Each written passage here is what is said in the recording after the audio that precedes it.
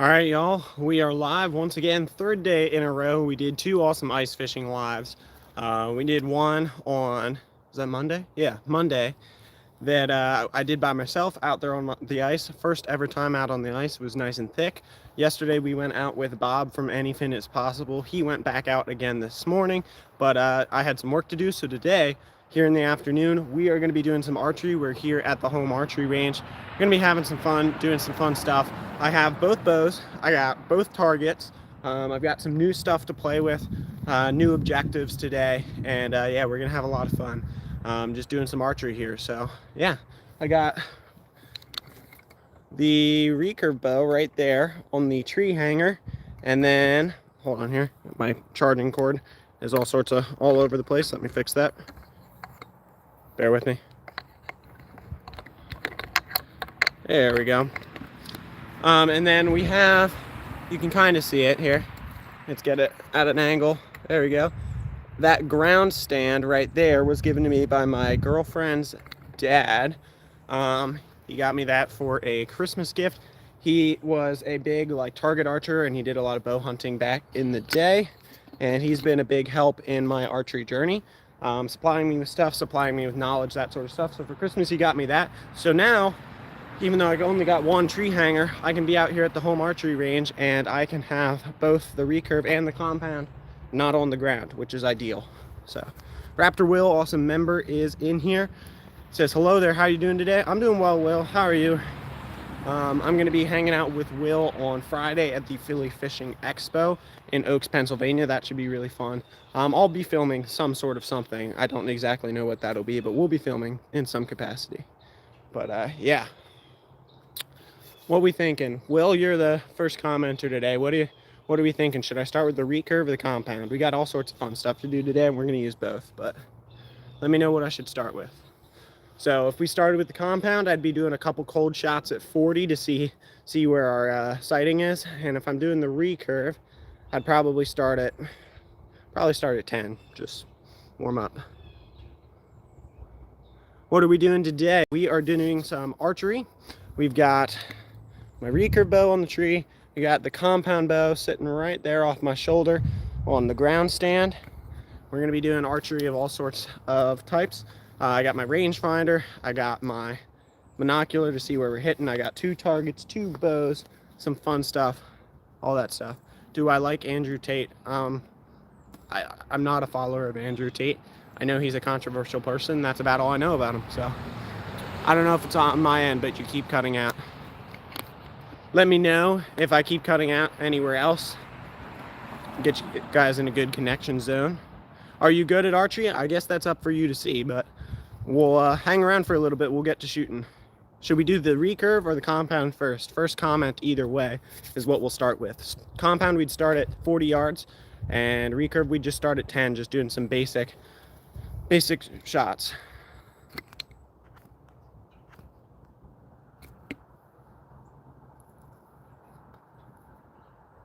Shahrukh Khan, I don't know who that is either.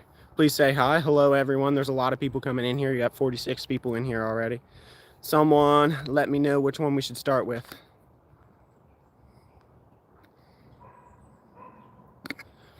Recurve or compound? I'm not starting until someone says. Compound? All right, we'll get the compound set up. And that means I got to carry my heavy target all the way down there to 40 yards. So let me go do that first, and I'll run on back. Matt thinks the recurve. So we'll do the compound first because that was the first comment. Remember me, Jamal? I don't think I do. Let me know last time you were in here, but. So, as you can see, I have an old worn down version of the same target, but I don't know what they did. They changed the weight significantly. Maybe that'll mean that it will stand up to arrows for a longer amount of time. Not that that one lasted a short period of time, but man, this is significantly heavier. The other one was probably 20 pounds when I got it, something like this. This one, I can still curl it, but it's probably at least 30, 32, something like that. Hold on. Oh, yeah, it's probably 32, 33. It's at least 10 pounds heavier than that other one ever was. So that's a little bit weird, but. All right, so I got a wooden backstop way down there at 40 yards. It's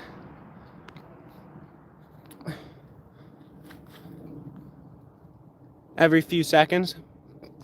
Let me do this here. Let me reconnect chat. Stay with me for 2 seconds. All right, there we are. We're back. It's all right now. Cool. Color Power Ranger. I'm not familiar with the Power Ranger lore, but yeah, let me walk this down there and to the 40-yard backstop down there, and I'll be back.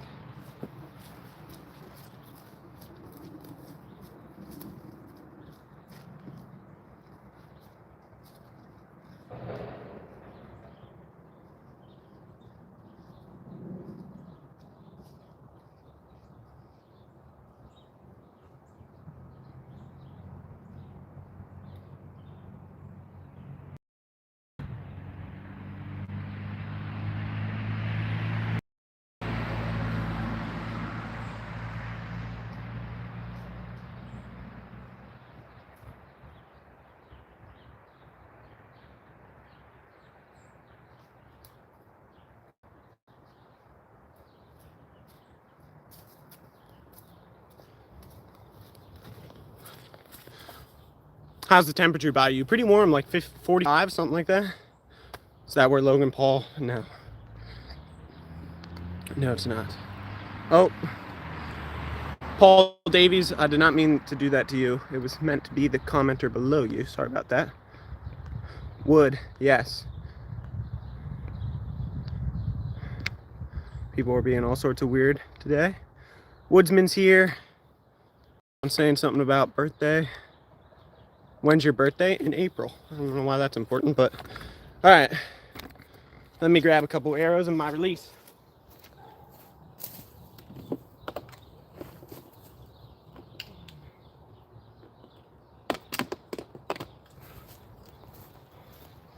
We'll start with 3. I also don't have my yet. Let me do that first before anything else. Get the bars on the bow.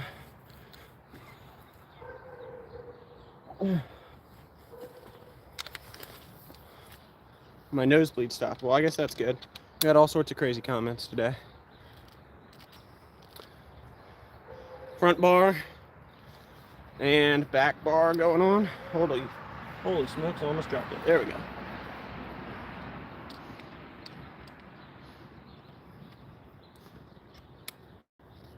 All right, back bar on there as well.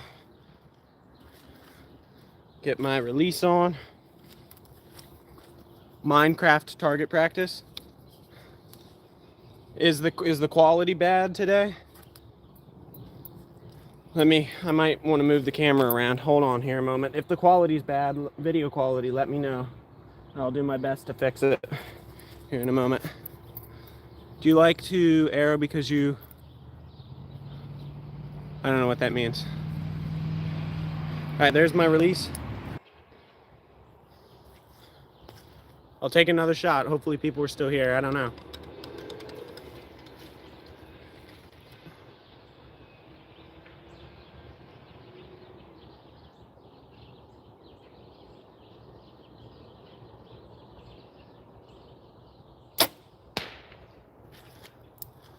Five people in here, 18 thumbs up. It looks like a couple people are still here, but something happened. We dropped a lot of viewership.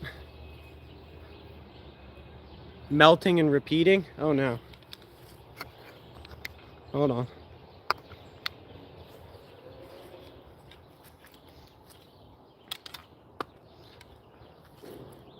It got wonky, but it's back. All right.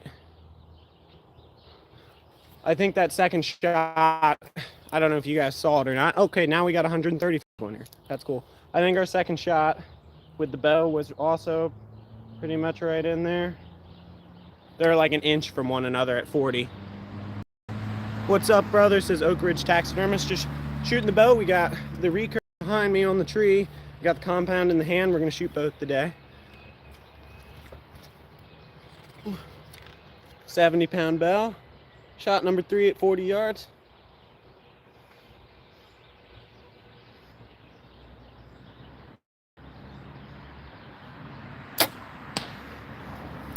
I think all 3 are right in there.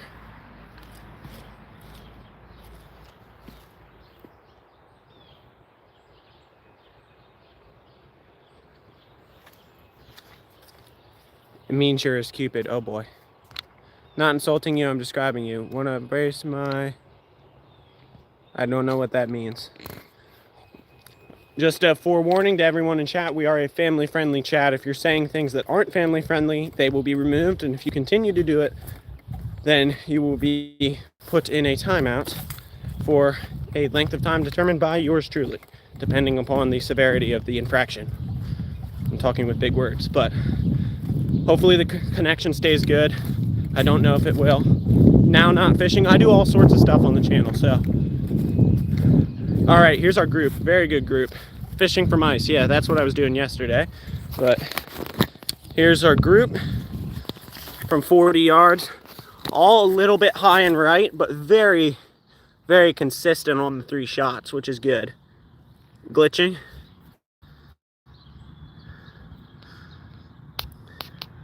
Let me know what the quality looks like.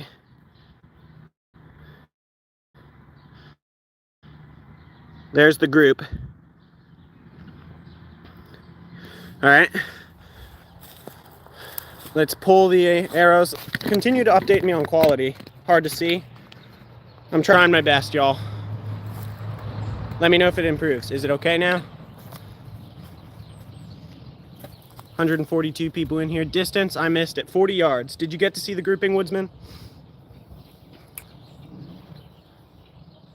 Start a family.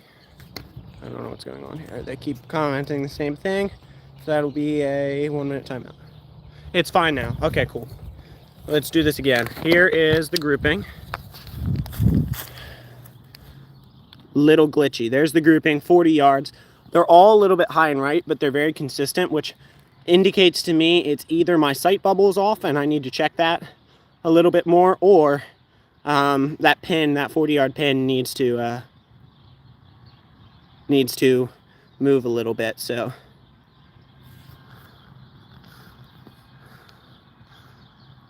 yeah, hopefully you saw it. Hopefully you saw it now. Let me flip that around. All right, there we go. How many meters? In meters, it's like, what, 37 yards? It was 40 yards. So I think that's like 36 or 37 meters.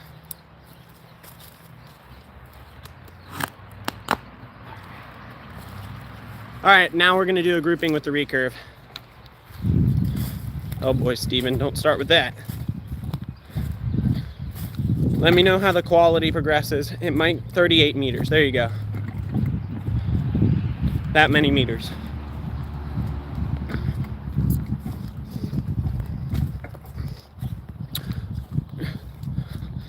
No, it's all right. I just don't like people who spam it, because it's a little annoying. But yeah, thanks for hanging in here, guys. We got 70 people in here, 26 thumbs up. We had 2 phenomenal lives the last few days. If we can keep it rolling today, that would be awesome. Only 300 watch hours from full monetization now, which is pretty sweet. But yeah, let's get the glove on, shoot the recurve a little bit at that target. Love shooting the bow. Yeah, we got both. What does that mean? What does what mean? You got to be a little bit more specific. Precise hits. Thank you. That's the goal. All right, recurve time. Hit the like and I sub. Well, thank you. All right. My recurve arrows are getting wonky. I've had them for a long time. Longer than I've been shooting compound, I've had these recurve arrows. They're getting a little wacky. The commenter above it. Oh, precise hits. He was talking about the shots down to that far target. They were all in a group about that big. So I'd say that's pretty precise. Bonjour. There you go. But yeah, so my recurve arrows are a little wacky, but we're gonna have some fun with them anyway. I'm probably gonna get some new recurve arrows before next season. I'm planning on doing a recurve hunt for squirrels and a compound hunt for deer next year. So that's kind of what I'm prepping for. With each of them, I'm kind of tailoring what I'm doing to those specific hunts. Compound bow, I'm going for deer. Recurve bow, I'm going for squirrels with it next year. But yeah. All right. You guys can see 10-yard shot right here.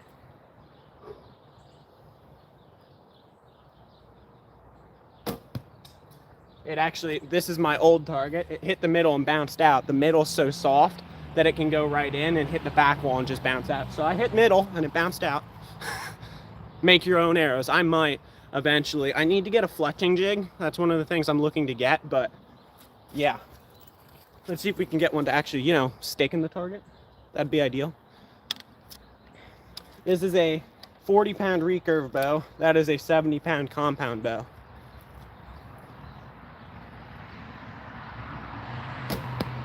There you go. That one's stuck. This is 10 yards. What engine? I'm not sure what you mean. Give me a little bit of clarification there.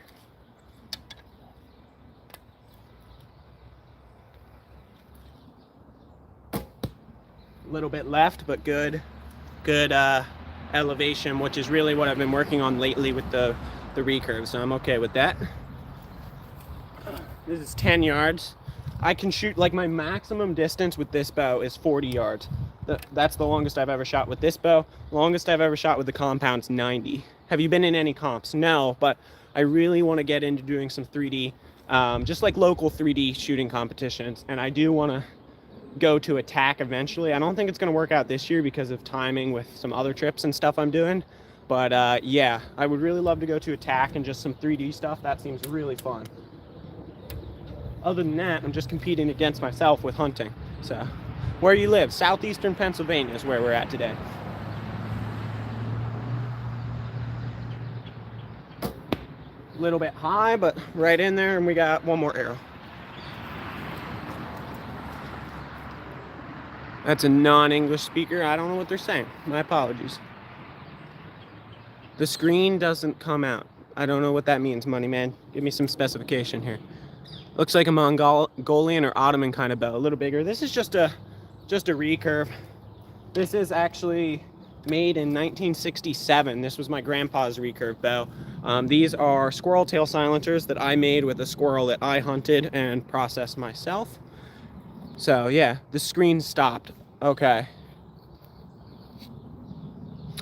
Let me know if that's the same for anybody else. Hopefully it's not. Hopefully it's just an individual issue.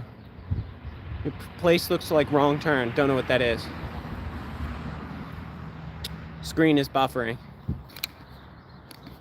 Let me know if anybody else is having the same issue as Money Man.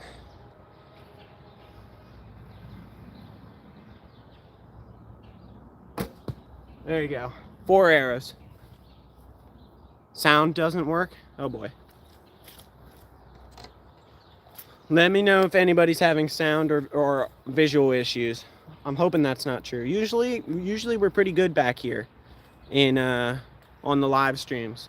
I don't know what's going on today. Usually we're pretty all right. I can hear you. All right, we're gonna just keep rolling, see what happens.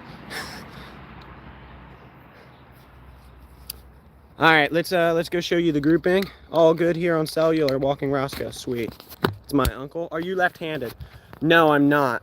I'm using the selfie camera on the phone to do this, and it is flipped around because of that reason. So here's the group, 10 yards, obviously aiming at the middle dot. Those two are in. This one's just high. This one's just left. Recurve.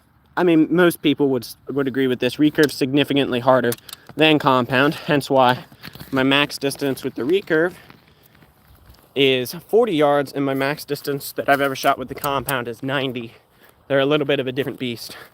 So, are you here for zombies? Not quite. All right. I am Tamil Nadu. Is that some sort of nationality? My apologies if I mispronounced that. I'm trying to get you guys back in the tripod. There you go. I can see and hear you. Okay, that's not the type of question we're asking. Hunger Games. Where are you doing? We are in southeastern Pennsylvania. This is right behind my house. All right, back to compound. What do we think? We can either move the recurve target back, or we can move the compound target in. What do we want? Closer compound shots. Zombies come there. Yeah. Yep, we're trying. Do we want to bring the compound target in to 30 or push the recurve target out to 20? Those are our two options. Someone let me know. Let me know. One of the things is brand new in my arsenal for archery and other stuff is this fancy new rangefinder. I've done a short with this featured in it, but yeah, it's pretty sweet. Again, 40.2 to the long target, that's my 40 yards, and 10.7 to from where I'm standing to my 10-yard target. So I'm pretty good on knowing where my stuff is. I had them generally in the right spot because of a number of other measurement tactics that I did before I ever got the rangefinder. But yeah, now that I got the rangefinder, my stuff's dead on. That's exactly, pretty much exactly 10. That is pretty much exactly 40. So Indian zombies. Do you hunt deer with a bow? We're training to do so next year. My shooting is good enough to do so now, I'd say. If you guys saw my 40-yard group, I'd say that's probably an accurate statement. But we got to get some stands ready, get more information on the actual hunting deer. I've done a squirrel hunt with a rifle. That's where I got the material, and I made these squirrel tail silencers for the recurve. But next year we're going to do a squirrel hunt with the recurve, which is going to be a heck of a challenge, but it's going to be fun. So yeah, let me know. Do we want we'll pull the compound? No, we'll put the recurve target out to 20, see what we can group at right there. Your top looks like the ketchup bottle. Oh yes, like Heinz ketchup. Yep. This is a sweatshirt from Lancaster Archery, which is where I bought my compound bow. So yeah, looks like you're civil engineering zombies. Well, I'm a mechanical engineering student, and I don't know what zombies are other than like the thing itself. I imagine that's a game or a movie, something like that. But all right, so move the recurve target back out to 20. How are you? Doing well. Can I be a mod, please? I got to get to know people a little bit more, have them in here for a couple lives, have them watching the videos before I make them mods. Anybody who is a mod, I know really well generally. Who's been in here today that's mods. Raptor Will's been in here, Ozark's Woodsman. Both of those people, I will actually, Raptor Will I have done stuff like in person with, but Ozark's Woodsman lives in, I actually don't know if he lives in Missouri, but I will be meeting him in Missouri in February for some stuff. You're awesome, brother. Love from India. Well, thank you. Klondike is a great mod. Yeah, no, you're good. Do you deer hunt with a rifle? No. So my first ever deer hunting experience will be next year when I go out with this compound. So yeah, let's go move the recurve target back and do another group from 20 this time.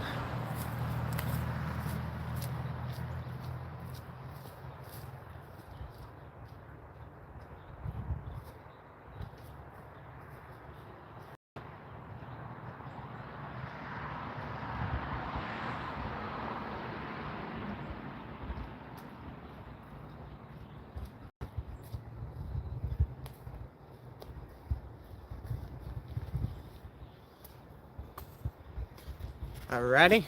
I want to get a bow that looks like fun, just don't know how my rotator cuff will handle it. Yeah, I mean, recurve, you can get recurves and have a ton of fun with 30-pound recurves. There's no need necessarily to shoot a 70-pound compound like I'm doing. You can have a lot of fun if that's just what you're looking to do with like 30-pound bows. So visit India, waiting for your hospitality. Love to see you there. Well, maybe someday.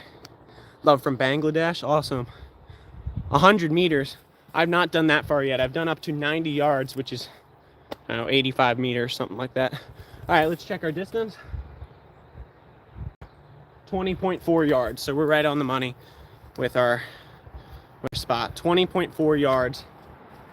20-yard shot, because we'll be standing like here, not right there, with the recurve bow. Let's see what we can do. Grouping isn't going to be nearly as good. We're kind of getting back in the swing of things with the recurve. I'm actually updating some of my techniques of how I shoot the recurve and how I'm thinking about it, and it's working a lot better, but I just got to get it into practice and make sure I'm confident and familiar with it. So let's see what we can do.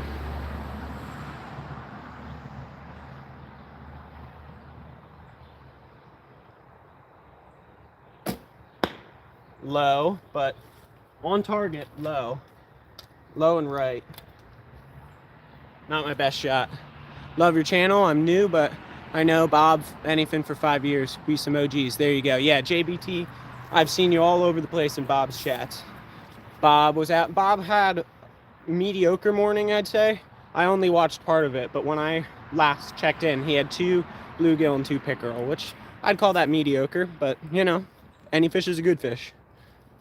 Narnia Hero. Wait, Narnia Hero. I said that the wrong way. I know what I'm talking about. I promise. I'm everywhere also. Yakking, yep.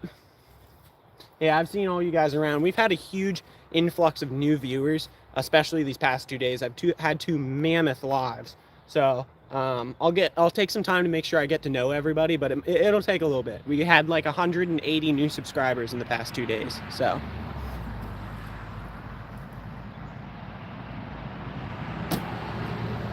I aimed for like 15, and it's in the dirt. I've said this before, but sometimes I don't focus between talking to you guys in chat and taking a shot, and it degrades my shot form. So let's try and do that again. There we go. Little high. We're straddling it. We're like 2 to 3 inches high on that shot. We're 2 to 3 inches low on the first one.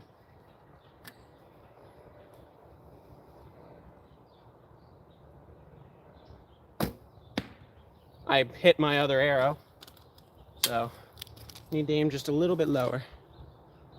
Any fish is a good one, indeed. 115 in. One more shot for this group.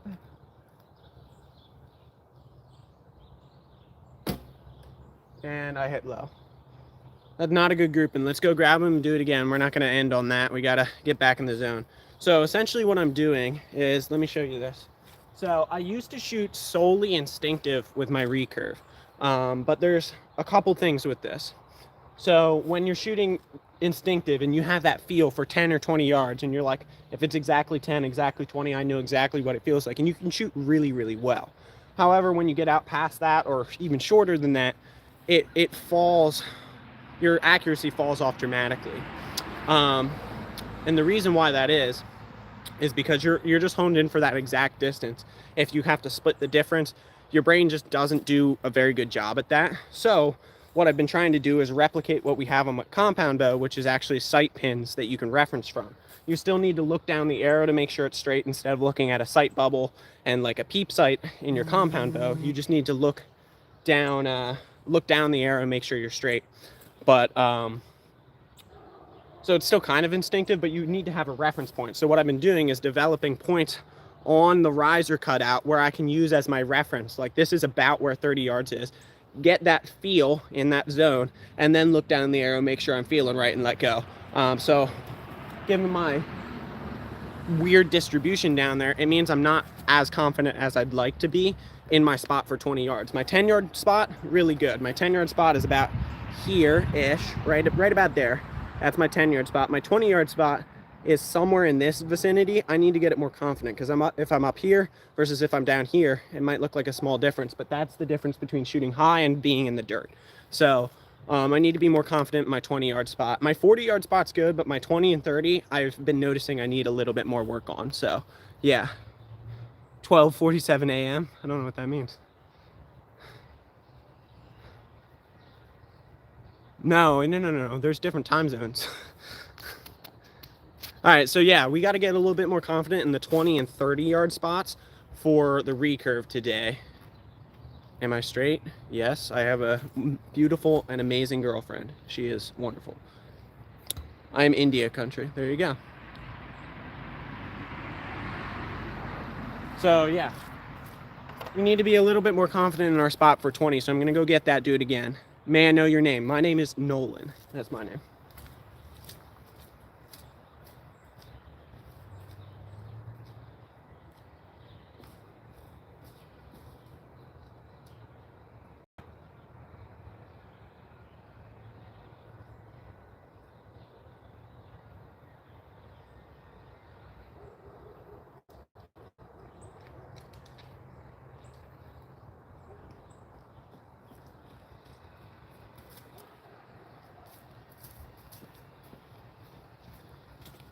You got some mud here.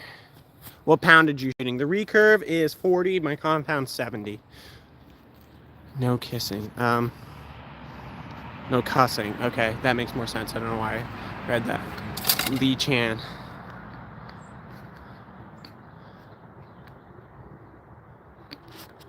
Yeah, we try and keep a family-friendly chat. I'm not going to catch everything, but generally try and keep it family-friendly. Mark Ramillard says, sorry if I messed that up, says, hey buddy, what's up bro? Today we are shooting both bows, recurve and compound. Masking tape on your bow, draw some sight pins at measured distances. It'd be cool to see the results. Yeah, I might do that at some point, but the whole goal for me is to eventually do that squirrel hunt with no rangefinder, no sight pins, just my bow. I'll talk about it. I have a short up about it as well, so go check that out. I think it's the last short I released on the channel, but I have a technique to measure distance using your thumb and arm too. And when you have your arm extended for the bow, you can actually just use the riser of the bow to do it instead of your thumb. So the whole goal of this eventually is to do a squirrel hunt where I can, you know, range it, like naturally range it without a rangefinder using that technique, and shoot them without sight pins. So just the bow, just me and the arrow, go take a squirrel. That's the goal eventually. Yep, indeed. Lee Chan is right. Do you want me to subscribe? If you feel led to, I would appreciate it. How old are you? I'm 18. All right, 20 on. Let's do it again. Let's be a little bit more confident in our spot. So I want to be here. Okay. Maybe here. Okay. We're gonna mess around. As I said, this and 30 yards are where I'm less confident on the recurve because of my new spot technique. So 131.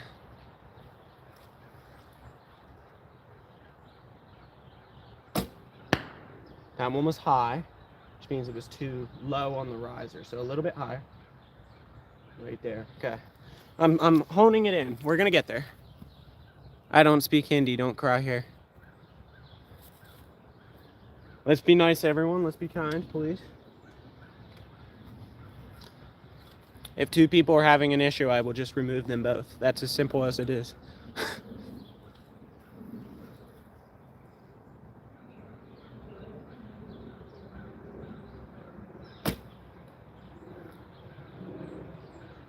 Okay, I was spending too much time focusing on the point on the riser, so I actually wasn't lined up with my arrow. There's only so many things you can focus on at once. We're trying to hone this one in. But that was good height, so I'm just got to do that and actually look down the arrow this time, so.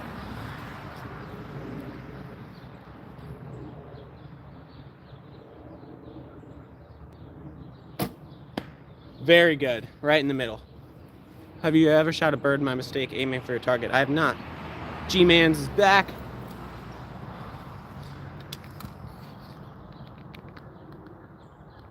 I already have your channel. Well, thank you. Got 155 people in here hanging out.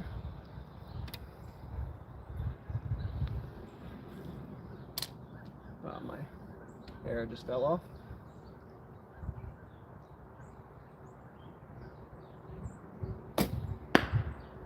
High, but it's in the middle, so I'm typically aiming high, which means it's too close to here. Okay. We're figuring it out slowly for the 20-yard mark.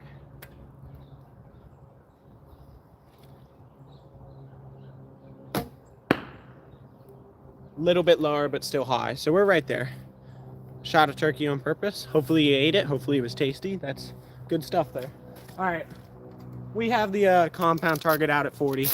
Do you want to know my name? Or if you'd like to tell me, sure. I like getting to know people. Oh no, Brandon, that's not good.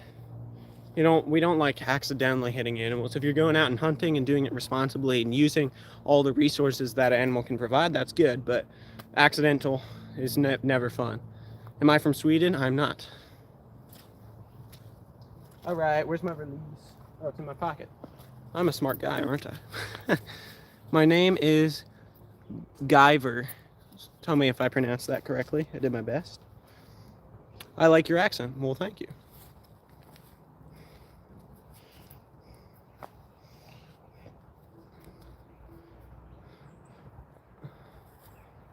Fabia said that. She likes her, or she, I think it's a she. Tell me if I'm incorrect, but likes my accent again. So yeah, we're dialed to 40. put a couple more arrows down there, see what we can do. All right. 40 yards with the compound over the shoulder this time. Someone teaching you how to do this stuff, you're learning by yourself. Most of the stuff I do on the channel, I've learned, like I learn from people, but I don't have like a mentor who teaches me this and this and that. I incrementally pick up stuff from other people, but no, most of the stuff, pretty much all of it, I've mostly learned by myself with occasional help. So, go you fishing? Do I go fishing? Yeah, that's what we've been doing the past 2 days, out on the ice. Bo is feeling light today.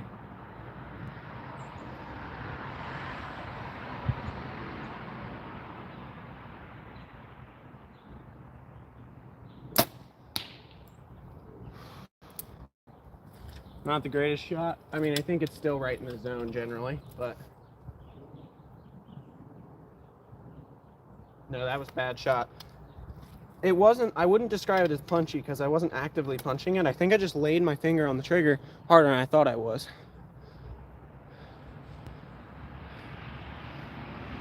Thanks for coming in, Lee.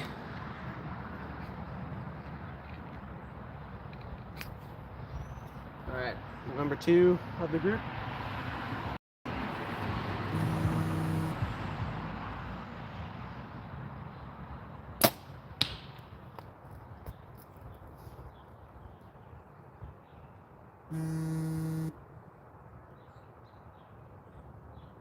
Okay.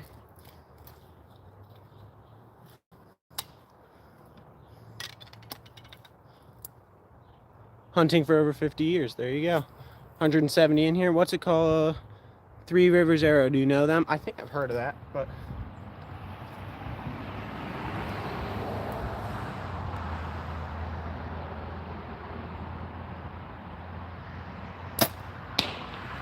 that one was piped. Like millimeters off of dead middle. Let me go grab them. I'll be back. I'll do another group with the compound. I think my centering and the peep sight on that one wasn't, like, my discipline to do that wasn't super great. And I have a little variance. The last one I focused on it more and it was absolutely piped. So we're gonna do that again. Phone's beeping. All right. Man, I know where you're from. Southeastern Pennsylvania, United States. So I'm gonna go grab those arrows. We're gonna do another group from 40.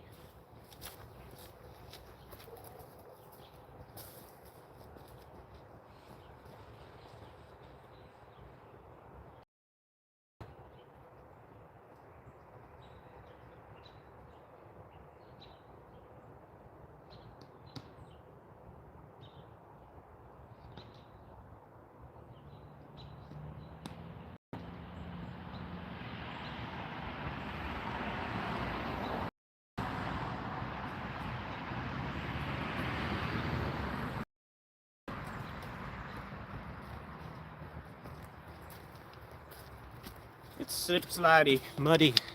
I have to go get some gas, so I'll come back tomorrow. I don't know if I'll be live tomorrow, but we'll see. 185 in here right now, 69 thumbs up. Thank you guys. Ralph from Western New York. All right, let's focus on peep alignment a little more.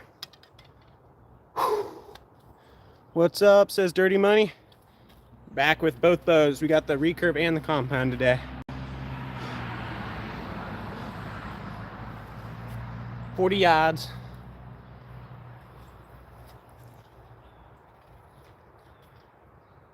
How was that for a nice controlled draw of the 70 pounds, Dirty Money? How was that one? Dirty Money is a big proponent of and control your draw weight. First ever live he came into, he was telling me all about that, so I sat down and did a sitting draw for him. Good times. I love interacting with people who know what they're doing. So here's 70 pounds. We'll do it slow and controlled. There it is.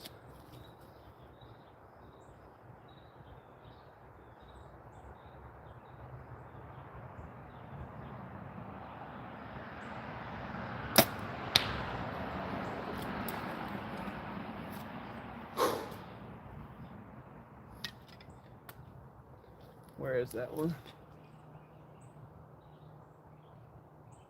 Okay. kind of bow do you shoot? I shoot 70 pounds too. This is my elite terrain. So there you go. Don't grasp the riser, cradling it. But yeah, here, ready? I'll show you.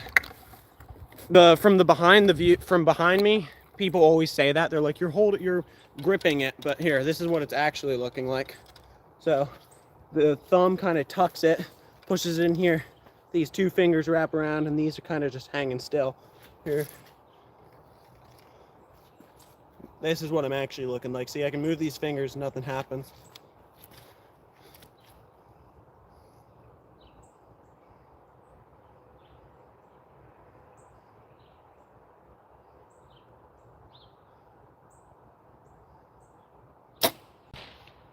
Piped it, dead middle. Magazine from the States with bows. 3 Rivers or something. Can I be your friend? Sure. Yeah. Shoot a Browning. There you go. Yeah, from behind me, people always, like chatters who shoot archery are always like, when they look from behind me, they're like, you're gripping the bow. When from the front, it looks like this. Like, ready? I won't move my hand. Front, side, same thing from the back. It really does look like I'm gripping it, but I didn't move my hand the whole time, so. But yeah, it's weird. Mission, if I send you money, can you please do me a favor with a pair of hunting boots with laces? I don't know what that means. Like, are you in a place that you can't get them? Do it again. I moved my finger. I don't, no, look, ready? Hold, same grip. This is my grip. From the back, it looks like I'm gripping it. From the front and side, it looks like I'm not. So, same thing. All right, last shot. I think I like piped that last one. That can't be more middle. Green arrow. Like your smile. It's so good. Well, there you go. All right, here we go.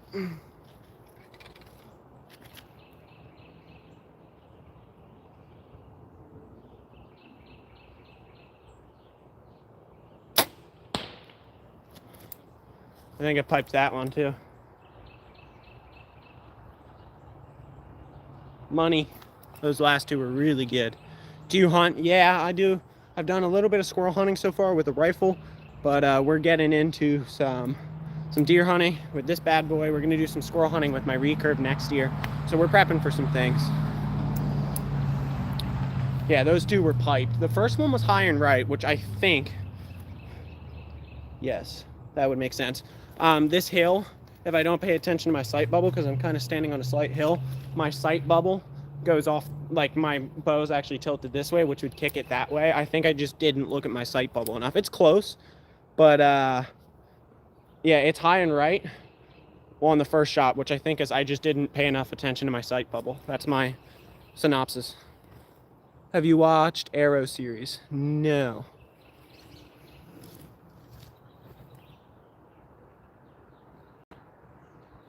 All right, let's go take a look. Did my dad hunt? No. My grandpa on my mom's side did a little bit, but he stopped long before I was ever born.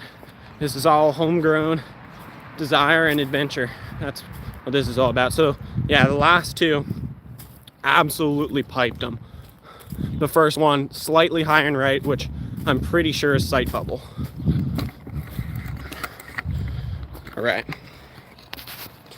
You attempted to shoot from stand yet? No, I have not, but next time I go up to my girlfriend's house, I'll probably ask her dad about getting that climber from him, and we'll probably put a climber up in one of these trees further back in here, or leave it on the ground, but like we can climb it, so that way we can practice back in here with like elevation. Will you come tomorrow on live? No, I don't think I'm gonna be live tomorrow. Things could change, but I don't think I'm gonna be live. Everything changes up there. I'm sure it does. I'm excited to get to working with that and doing some experimentation, but when's the next time I'm gonna be up there? I actually, as I was mentioning, my girlfriend's dad, he's a big archery guy. He used to do a lot of tournament shoots and a lot of hunting, and he's given me a lot of advice and a lot of stuff actually too. But I think we might go watch the Lancaster Archery Classic one of the days of that together, which is the 22nd, 23rd, 24th, 25th. I think it's 4 days. So if I'm out there for that, I might get that stand from him. We'll see. With your boots. Yeah, Daryl, I don't totally know what you mean, but let's show you this grouping. So this is the one I said can't get more middle. I guess it could have got more middle, but like not by much.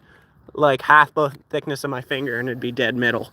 There's this one, dead middle, and then this is the one I think my sight bubble was slightly canted on because I'm shooting on a hill. Would have still been a lethal shot, but not the greatest. So Fabia, yes I do.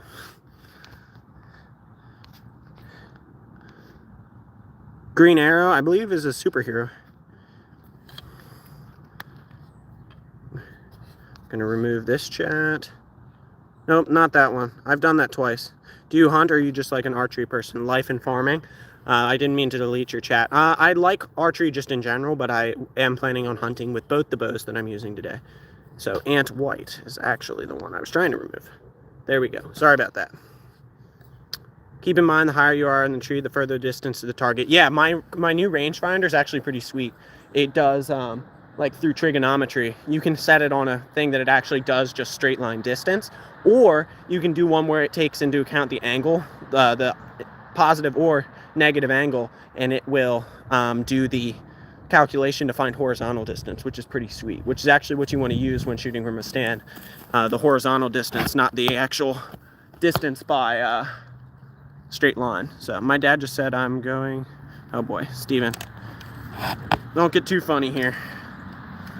We try and maintain good conversation and all that sort of stuff. It's part of a joke. I don't know what that means, Fabio. All you have to do is sit there while I see your boots. United is $50. Oh, I can just tell you what they are. If you look up NORTIV 8, the number 8, that's what brand my boots are. I don't know if that's what you want. I'm still not quite understanding. I'm trying my best. Yeah, no, sorry, Fabio. Get real good in the league. Yeah, I just don't know if I have enough time to commit to that, but like there's a lot of areas around, or a lot of places around me to where they do like every second Sunday you can come to like an open 3D archery shoot. That's the type of stuff I'd definitely be interested in. All right, we'll do one more group at 40. We'll do another group with the recurve then. Speed shoot.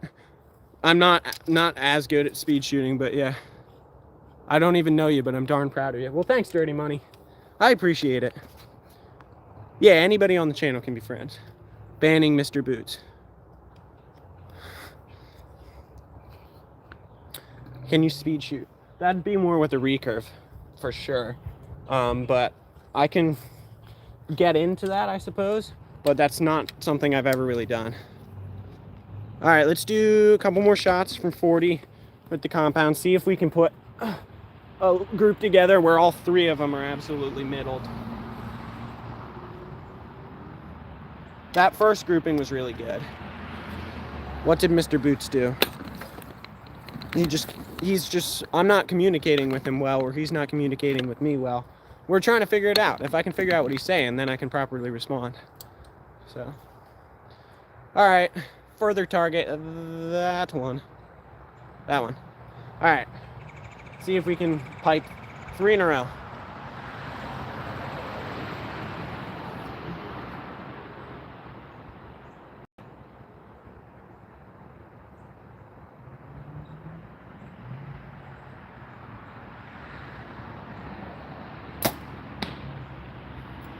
I think that one's really good.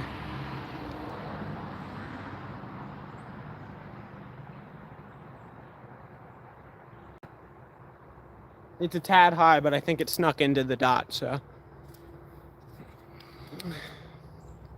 That's far. Which bow are you using? Compound for this, and then we'll take another group at 20 with the recurve. And then I want to do something fun with the recurve. 238 people in here. Thank you, guys. We've had some awesome lives these last couple days. See if we can get to 100 likes today.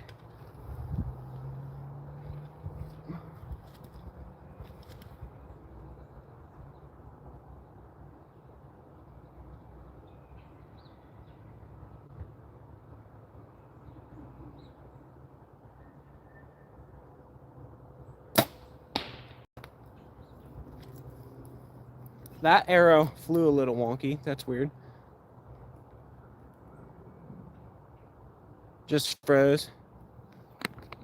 Job, study, or both. I don't know what that means. Oh, as far as like what I'm doing, I'm a college student, but I do work. So you got good form. You will do well. Thanks, Ralph. Sorry, messed that up. Ralph. Daryl, I still don't know what you mean, man. Sorry. Oh, that's the wrong target. I think that one's also a little high for some reason, but it's right in there. Brand is your bow. This is an Elite Terrain. 70 pounds. My draw length's 27 inches. Dirty Money, I don't know if I told you. I think I mentioned it on the other day's live, but I did get my bow chronoed last time I was at the shop. 27 inches, 70 pounds, shooting a 422 grain arrow. It's shooting 260. So I have a fairly short draw length for my height. So that's why my speed probably isn't as high as other people who have the same poundage.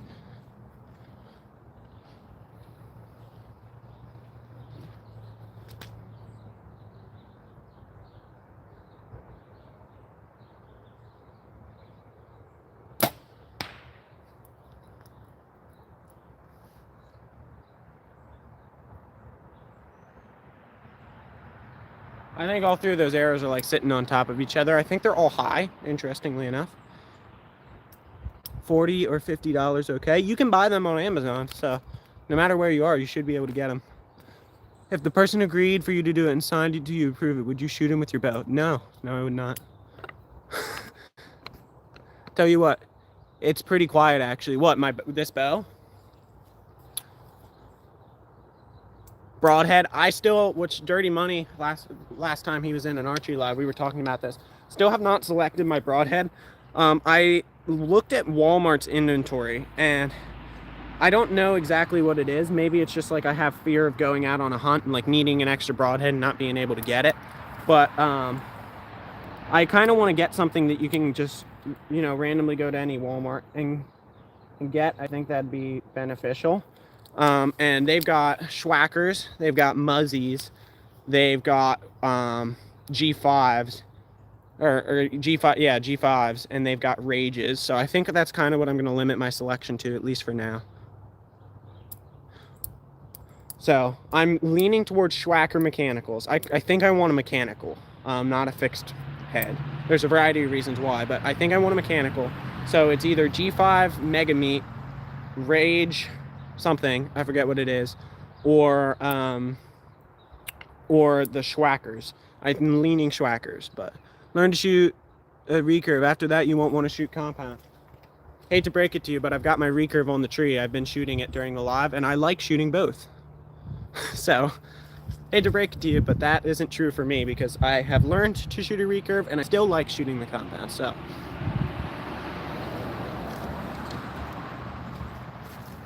Yeah, let's go look at that grouping.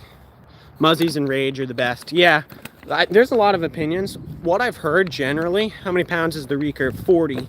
My compound is 70.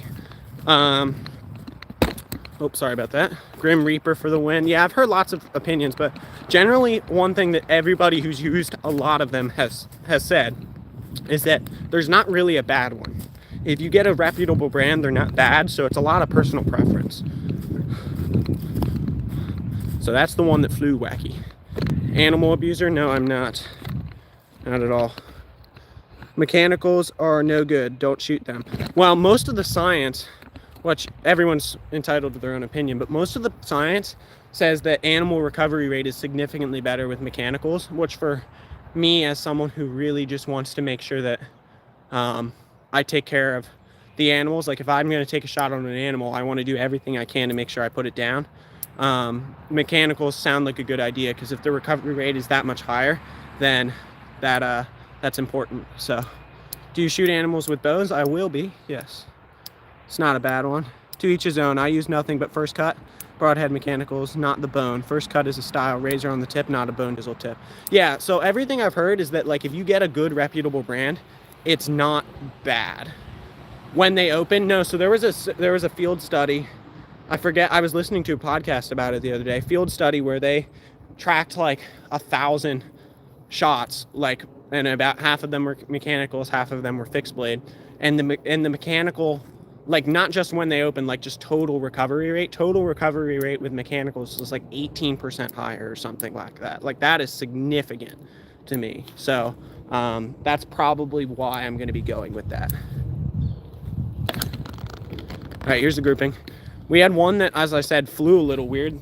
So that one actually, the vanes are in the same spot as these, but it's way higher. So it seems like for some reason this arrow kicked down a bit. Why that happened, I'm not sure I can explain to you at this moment. But these other two are stacked about a ½ inch on top of this dot. So not bad from 40. Rage sucks. Are you peeing? No.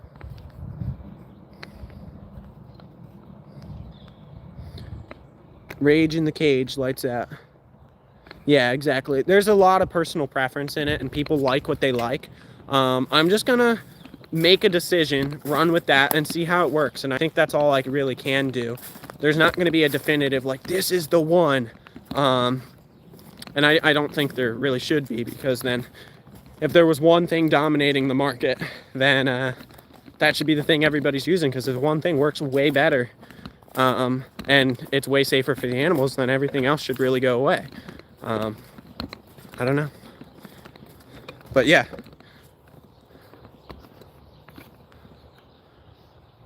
You know how to check your arrow for trueness? Yes. Yeah, I do. I think there's just one in the batch that's being wacky, and I don't know if it's like bad or anything. I just don't know what's up with that arrow. That'll be something I'll look into in a bit. Beast is A, not available at Walmart, and B, super expensive. They might be great, but that's not what I'm going to be getting just because of that. Rage uses plastic collars, not rubber bands. Yeah, I don't know. Give me your opinions on show me. Oh, you mean you want to do the spinning thing? That's really all I can do while standing here in terms of checking it. But I'm not perfect at it, but essentially you can kind of like snap it a little bit. Oh, there you go. And see if it spins straight on your hand. So this one's good. And you watch, so you try and figure out if it's not good, you figure out which end it is. So like if this front end is a little not straight, then this tip as it's spinning in your hand will be kind of wobbling a little bit. And then if this back end isn't as straight, then the knock as it's spinning will just be like wiggling a little bit. But yeah, you can spin the arrows on your hand and test it, or you can get like a horizontal spinner and do that. The Angry Angel's Disgusting Demon. Don't know what that means. It's remove. Hold both ends, blow on the vanes. I've never done this one. I've never heard anybody say this, so hold both ends.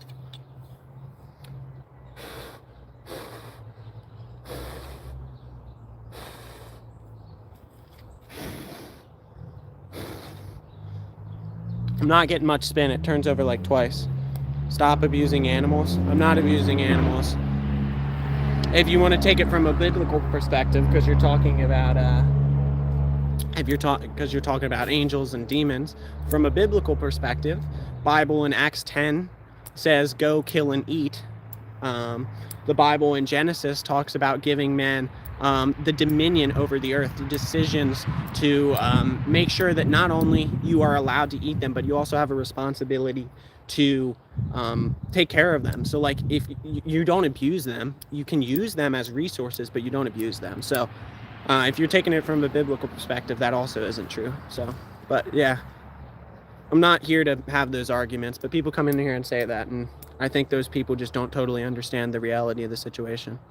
Talking about pets, no, he was talking about shooting things with my bow. Anyway, Juan, Argentina, ¿a dónde estoy? G3 fixed blade, but nap kill zone mechanical is a good broadhead. Yeah, I'll look at a bunch of stuff, but saw you remove a chat. Yeah, I do that up and down, straight up and down.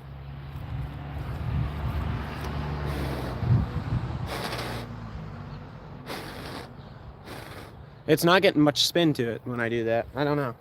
Everyone I've ever heard does the, like everyone at Lancaster, which is where I got my bow set up, my girlfriend's dad, they all do the hand spin thing, and they all have good luck with that. Yep. It's a resource. It's a resource we have to protect and be responsible with, but it's also a resource that we are allowed to use, so. Long as you're doing everything legal and you eat them, it's not abusing them. If you don't have hunters, they will overpopulate. That's true. And hunters are also one of the biggest people who help with citizen science and conservation in general. So, do you feel you shoot better with mechanical? I've never taken a shot. I've never taken a shot with, I can't speak, sorry about that. Taken a shot with a mechanical broadhead on the end of my bow, and the only shot I've ever taken with any broadhead on the end was a super cheap broadhead that I just got to shoot at pumpkins for a fun live stream. So yes, I didn't mean to say that. I was trying to say shoot, and I did not say that, so my apologies. I do archery and use my bow when I hunt. Blur that. Well, I didn't actually finish the word, and it wasn't the word I'm intending to say. I do not use cuss words. I think it's not worth anybody's time. You're evil. Why am I evil? Let's see the recurve shot. My arrows are down there. Let me go grab my arrows, and then I'll shoot with the recurve.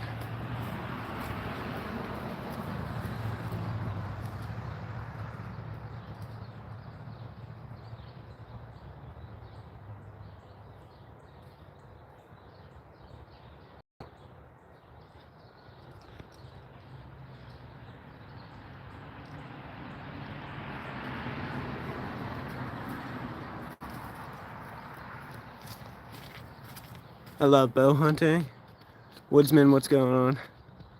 You hurt animal. All right, so they're gonna get a timeout.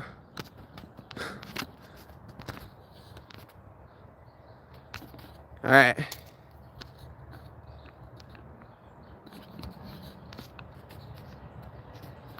Takes a little practice, but you'll learn to stable the arrow while blowing on your vanes. Yeah, I'll look at it. The other thing, I'm just getting an arrow. Well, I'm actually making it, 3D printing an arrow spinner, so that'll be more accurate than anything you do on your hands ever. So I'm actually just getting an arrow spinner, which I'd use in the house, but you know. I am working on some projects where I essentially build a whole bow shop. Shoot a firearm when you're hunting is pretty much cheating, and when you use a bow, it takes more time and effort. It's not cheating. I mean, anything that you can ethically do to do an animal and it's legal is fine by me. Make sure when you start hunting, you try and find a local butcher that has meat donations. If you have a real successful year and your freezer's full, goes to needy families. That's a good idea too. What kind of bow do you use? This is a Stemler Archery from 1967. 40-pound recurve bow. It's the Stemler Tartar. This was my grandpa's bow, and then my compound bow is the Elite Terrain. I would trust you more with your favorite one. That's right. Yeah, whatever you're confident in, that's probably what you should use. Did I see you fishing the other day and we discussed popper catching release tactics? Yes, Ben saying, yep, when I caught that sucker. Indeed. Fixed blade whistles while in flight. Mechanical dives and flies usually identical to field dip. That's another reason too, so yeah.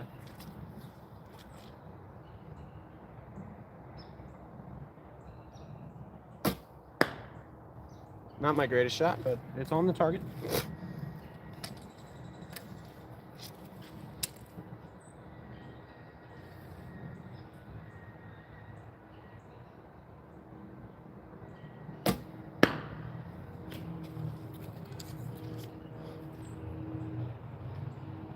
$151 people in here. Thank you guys. Never shot one of those. Hey, recurve.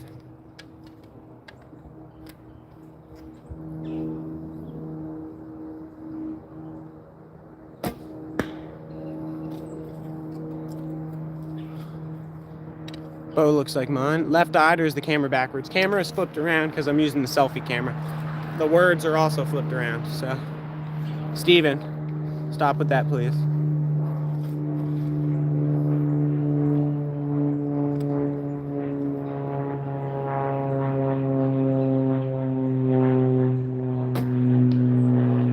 shot.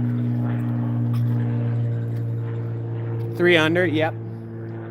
So I have, I'll show you this. I have it just above 90 degrees here. There you go. I've got a knocking point below, knocking point above, a little bit of wiggle room so that it doesn't knock pinch. And I shoot 3 under. I put my anchor point right here, nose and corner of the mouth, just like I do with the compound. And yeah, that's it. Textbook, proper hunter, fisherman, and outdoorsman. He's to be commended, not ridiculed. Thanks, Ben. I appreciate it. I imagine your first name is Ben and the last, I don't know. Let me know. I'm assuming your name's actually Ben, but I could be wrong.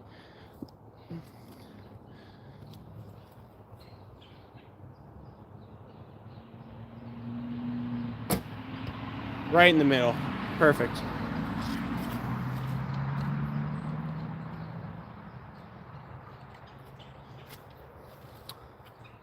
What do you say we do something fun? See if we can put a couple on the target for 40. 40 is like my maximum distance with the recurve. So this group's not going to look pretty. This is not an ethical shot for any hunting application. This is me having fun. I want to put that out there. All your arrows tuned by twisting so the vanes are always pointing in the same direction. Yes, my helical on all my arrows is the same and all that. I think these come standard, and it's worked so far for me. I might change it eventually, but for right now, these have a 1 degree helical, factory 1 degree left helical, and that's what I'm running, and they are all like that. So yeah. Any tips for beginners? Just get started, man. I mean, I think generally it's a lot cheaper and a lot easier. There's a lower barrier to entry to just get started with the recurve. Just find something nice on Amazon. There's a couple like $100 recurve kits that are pretty good, and just get started with that and it works well. What's it like shooting that bow? Not what you're attempting to say. Then clarify. I'm totally willing to answer the question if I understand what you're saying. You know that already. Do I watch Stranger Things? No. If you hit someone with that arrow, would they be all right? Probably. They'd probably be in a lot of pain. That's why I take a lot of time to make sure, you know, you do proper shooting techniques, just as if you were shooting a firearm too. You got to make sure nobody's downrange. Got to know what's behind your shot. All that. It's like in your hunter safety course. It's at any shooting range. Like those things are very important. And yeah, same thing here. When the arrow's knocked, are all the vanes in the same direction? Yes, yes, yes. So like my off fletch. I mean, I could be wrong again, but as in, like, for example, my white fletch is my off fletch. That means both my orange fletches are at a 60-degree angle down, and then this one's directly up. So let me know if that's what you're saying. But yeah, they'd all be oriented the same way. Yeah, let's do something fun. Let's see if we can put some. Yeah, all right, there you go. Let's see if we can put some arrows on the 40-yard target with the recurve, and then we'll do something else fun with it. We'll go back to the compound. We're just switching back and forth, having fun. Got my bow from my grandpa. It was his first. There you go. What's it like shooting a recurve? It's definitely a little bit different. Although this is a 40-pound bow, when I'm sitting back here at full draw, I'm holding more weight than I am with this bow, because this bow has an 80% let off, not 85. 85% let off. Why do I keep saying 85? 80% let off. So that bow at the back wall is still, you know, like 15 pounds, but it's not super heavy. This bow at the back wall is 40. So yeah, it's not, well, it's not back wall. You can keep pulling it, but where my anchor point is 40. So yeah, I mean, it's definitely a little bit different. Leave our wildlife alone. I don't know what that means. More people telling me not to hunt. Have you ever shot a crossbow? I have not, actually. Okay, we're gonna give Woodsman, can you be on that? Give it like a 5-minute timeout for me. Let me go grab the arrows.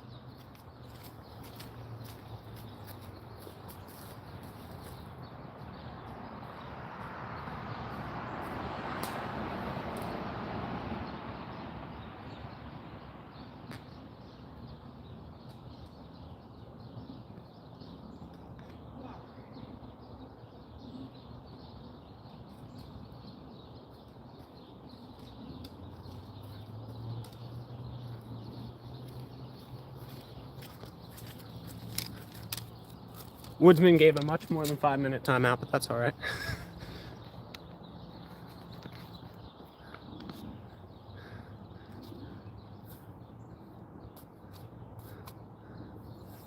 People say us hunters abuse animals, get on my nerves. Yeah, I mean, and I'm gonna do a lot of talking about this when I produce my hunting videos, but like, there's a lot to be said for the fact that it's a big conservation thing. They are resources.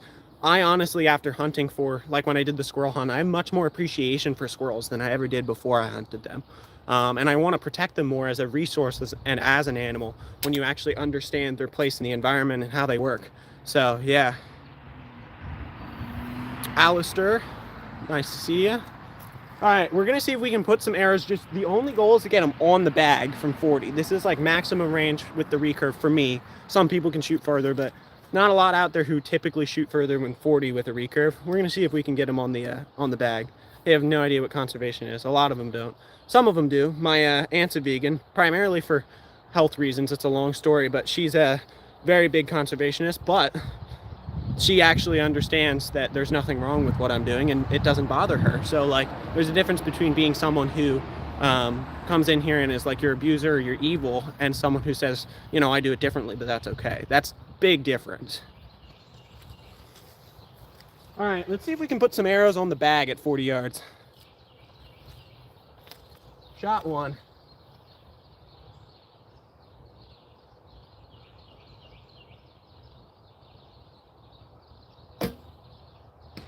It's in the top of the bag. It's on.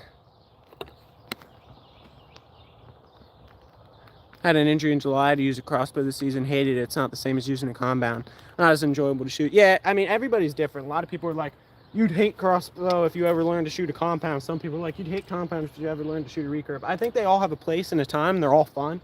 It's just dependent on what you want to do, and as long as it's legal, then and you can shoot it ethically, then go ahead. In my mind, wooden arrows, no, they're carbon, but they're like fake wood. So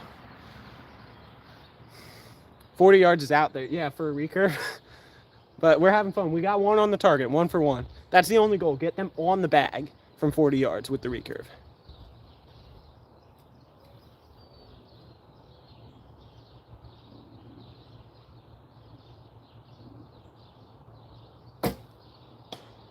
So that one's not in there. It was a little right, and it got stuck in a tree that kind of cants over top of the target. So that tree with the trajectory for a recurve from this distance is like this. Trajectory for the compound's kind of like this. This is shooting probably 100 feet per second less than the compound is. That's all right. I've got that out of that tree before when trying to shoot 40 with the recurve. 40 with the recurve is a heck of a shot. Crossbow is an archery, arrow rifle. Yeah, I mean, I think I've listened to a lot of people for conservation purposes. The seasons might want to be split up. Yeah, they might want to be split up for conservation purposes. I don't have anything against people actually using them, but conservation wise, it might be a good idea to split them. So yeah, archery indeed. Don't ever shoot wooden arrows out of a compound bow. Yeah, probably not the best idea. Does it ruin the arrow? No, not really, not with the recurve at least. A lot of people do stump shooting. Like, watch this. Ready? So I just hit that tree right there. The arrow's fine.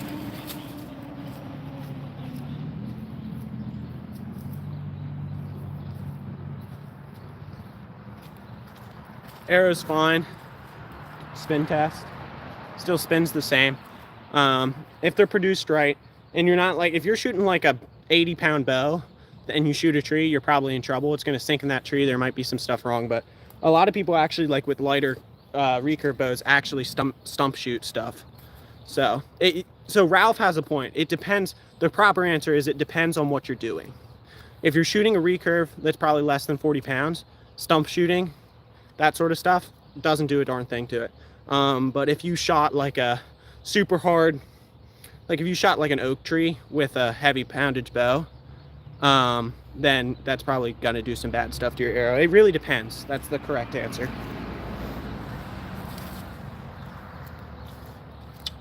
If you're ever disabled, get old, you'll understand a crossbow puts meat in the freezer regardless. Yeah, they all have a place and time. Target practicing with recurve and compound bows, explaining his style and answering questions. Thanks, Woodsman. Need to sleep now. Yeah, no, so Ralph does have a point. It can ruin your arrows, but it doesn't inherently ruin your arrows. What I just did not ruin this arrow. So, but it's because it's not a 70-pound bow. If I did that with the 70-pound bow, we'd have issues.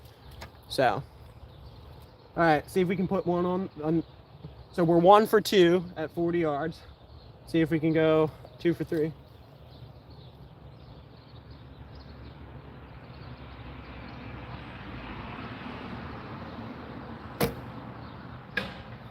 Just over the top, hit the wooden backstop. Coffee time. Saw your shirt. Yeah, Lancaster Archery. Woodsman, on task again. Fiberglass arrows will shatter over time. Yeah, these are actually really good carbon for how cheap I paid for them, so they're probably fine. Yeah, like if you're doing it repeatedly, it's probably not good. But there's a whole thing called stump shooting, but that's with recurve bows. Compound bows, you really shouldn't do that. Recurve bows, that's a different story. It really depends on what you're asking.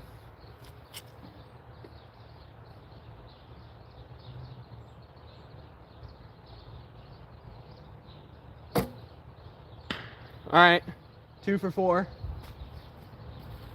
Let's see if we can get above 50%. As Rut Daniel says keep it out of the wood. Indeed. We're shooting 40 yards with the recurve, Bob, so accuracy is at a minimum.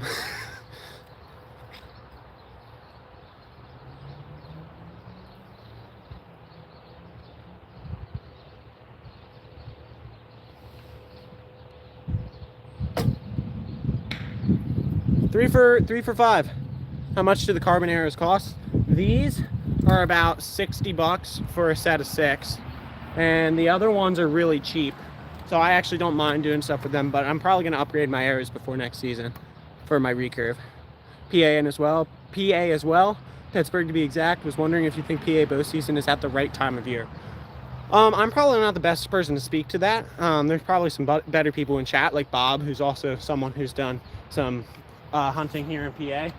But I'm going out for my first deer season. I'm going out for my first deer season with the bow next year. So maybe after next year I could probably speak to it a little bit more.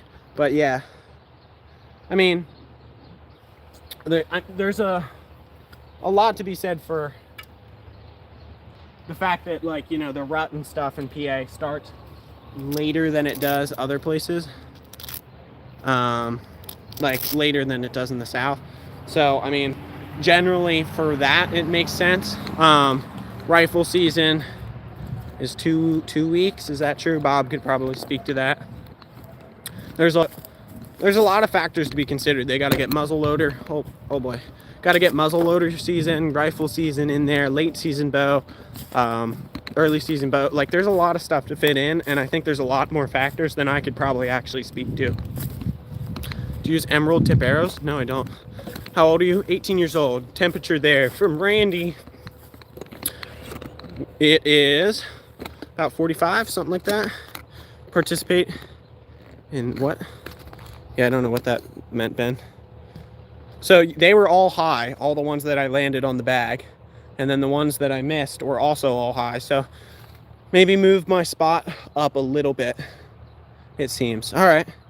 Slenderman's behind you. My family has a nice hunting property here in Tennessee. You get all together during buck season, have a big hunt. There you go. Are you on a morning walk? No, we're shooting some archery. I don't know what's going on with that. Something get loose. Oh, it's broken. Haha, nice.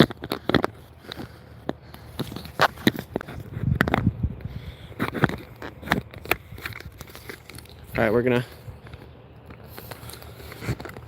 All right. So we got one in the wood. See, all right, ready? This is exactly what I mean. So this is how far the recurve went into the wood.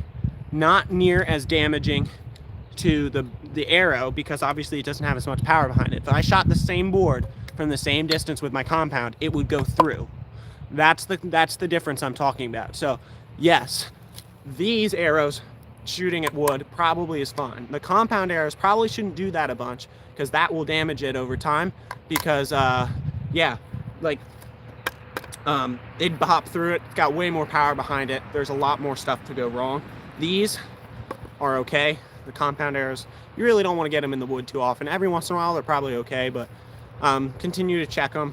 Don't try and get them in the wood, all that sort of stuff. Will you be using a recurve to hunt? Yeah, for squirrels next year, I'm going to hunt with the recurve.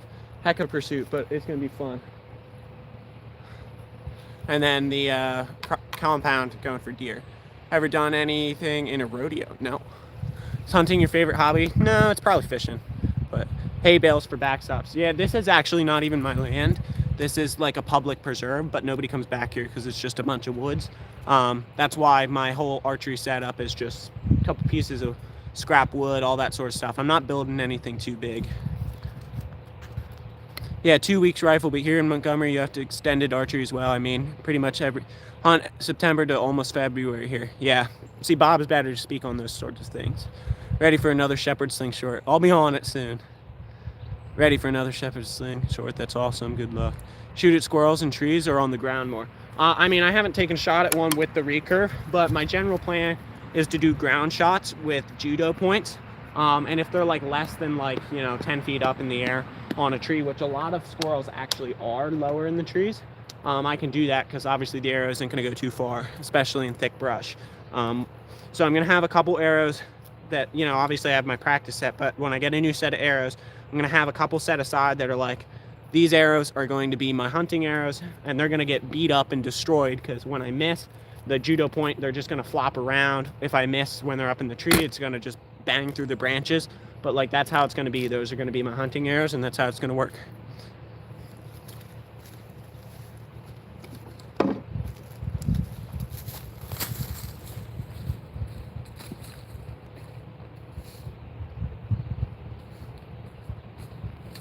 All right, y'all. We're going to do something fun with the recurve for a little bit. Let me flip this up. All right. You shoot them in the air, do you lose them a lot? I mean, the whole point of judo points is so that you don't lose them, because they don't bury themselves in the ground. So I got some judo points. I'm going to start practicing with them. I'll release some shorts on using them soon. But they're designed for small game hunting, where if you miss, a lot of times if you miss with a field point, your arrow is going to bury in the ground and you're going to lose your arrow. Judo points are designed to eliminate that. So bought a recurve in September, really struggled with stringing it. So yeah, I use a bow stringer. Look into bow stringer. That's the way to go. All right, where's my thing? All right, here it is.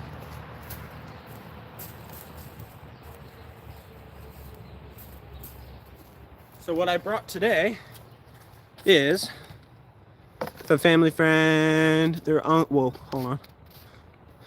family friend that their uncle during World War II was a pilot who flew in and out of New Guinea Island. He brought sugar and flour to headhunter tribes. Chief gave him an authentic hand-built bow and arrow spears. Some still have the yellow plant-based poison on the tips. Can send you vids if you have an email. That's awesome. So here's what we got. We have a juice bottle. What I'm trying to do and trying to learn how to do is gauge distance with the recurve well. So what we're going to do is we're going to chuck this out there, and between 10 and 20 yards we're going to throw this out there, and we're going to try and gauge the distance and hit the bottle, because that's going to replicate like the squirrel shots I'm going to take. Really not going to take anything over 25 yards, even when I get a lot better with the recurve by next year at like these shorter range shots. Still not going to take anything probably over 25, so practicing just random distance shots with a smaller target inside 20 yards is going to be fun and replicate what I'm going to do well. So just throw this. That's right at about 10 yards. See if we can get him.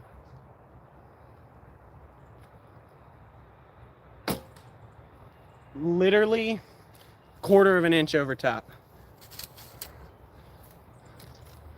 Quarter inch over top.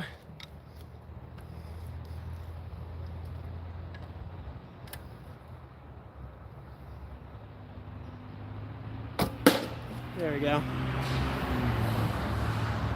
So the first one might have clipped him, depending on how it was sitting. Second one, direct hit. That's what we're trying to replicate there.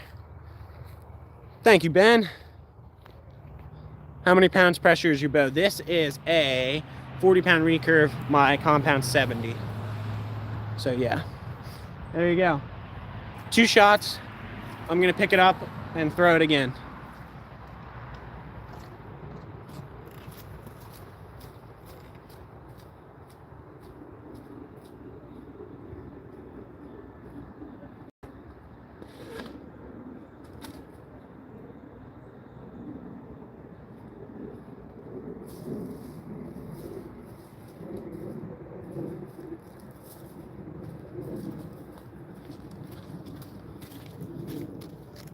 $75, sweet, yeah.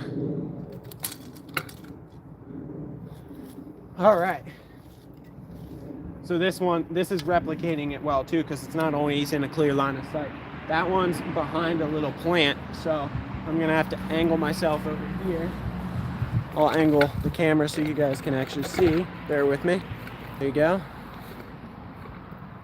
It's right off the side over there. Let's see if we can get it.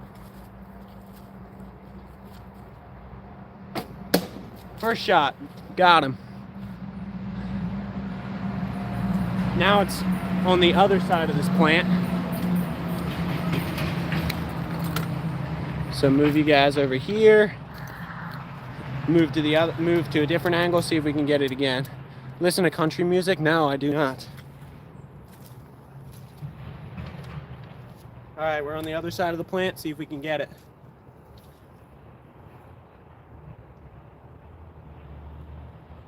Thanks, Dirty, I appreciate it. Very low, that was a terrible shot. I didn't lock in, hold on. Attempt 2.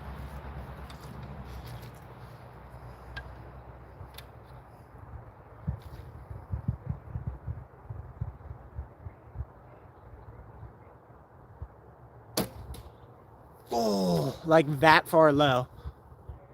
Awesome that you do this. I'm trying. We got 2 more arrows. See if we can put one in it around this plant. It's probably 14 yards. But we're trying to shoot around this plant, which makes it slightly harder.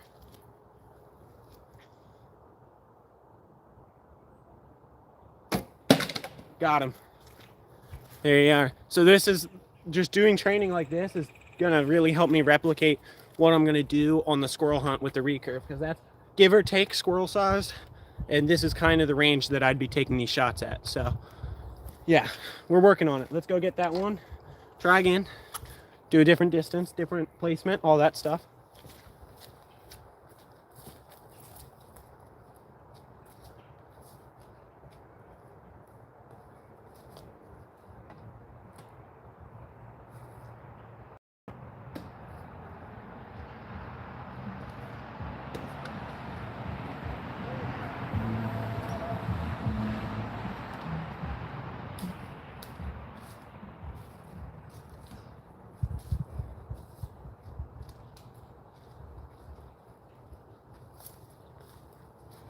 Somehow I couldn't place it in a spot that was actually even possible to shoot, so I had to throw it, like re-throw it a couple times. Pretty amazing shooting. Thanks, Dirty. I'm really trying, because they're definitely different styles of hunting that I'm going to be doing with the 2 different bows. That one, you're going to sit still. You're going to get, wait till it's in the right spot. You're going to take your time, make a really really concerted effort to make a good shot. The squirrel one, it's kind of, you just got to angle yourself, slowly stalk them in, and give your best shot. With deer, you got to be really careful, but with squirrels, you really just have to get a good solid body hit. So as long as you have a somewhat confidence that you can make that shot, you might as well take it. So that's kind of what we're trying to replicate here. So this one's actually between these 2 trees right here. You can see it. It's right there. Sorry about that. Am I an elf? No, I'm not. See if we can get this one. This one's also probably about 15 yards. Just above.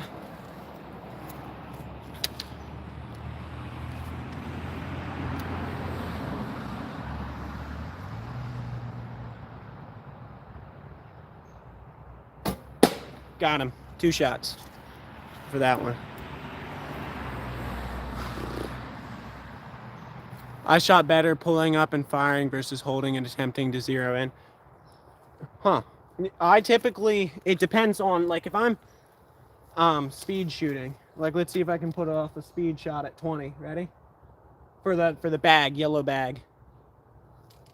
Well, that's also potentially why this is a problem. Nope. Let's try again.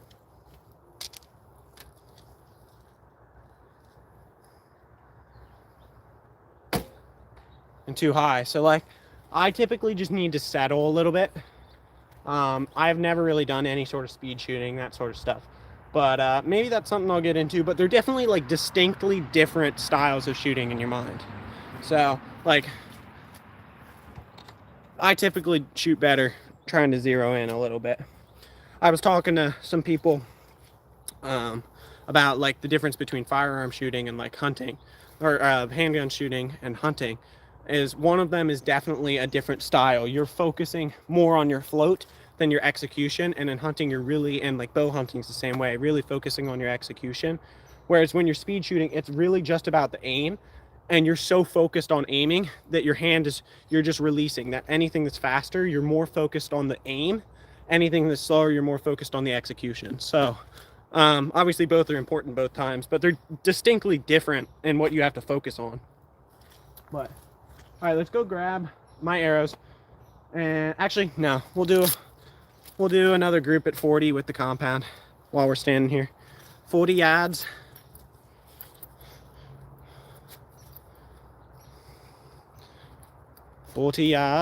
Move you guys back a smidget. There you are. 83 people in here, 128 thumbs up. We've hit 200 likes 2 days in a row. I don't know if we're gonna get there today, but we can sure try. All right, 40 yards. Let's see if we can put it in the money.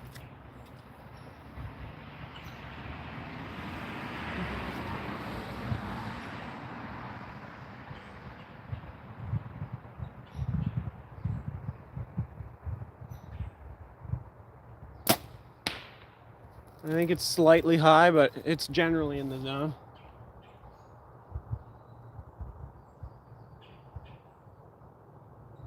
I can't see it.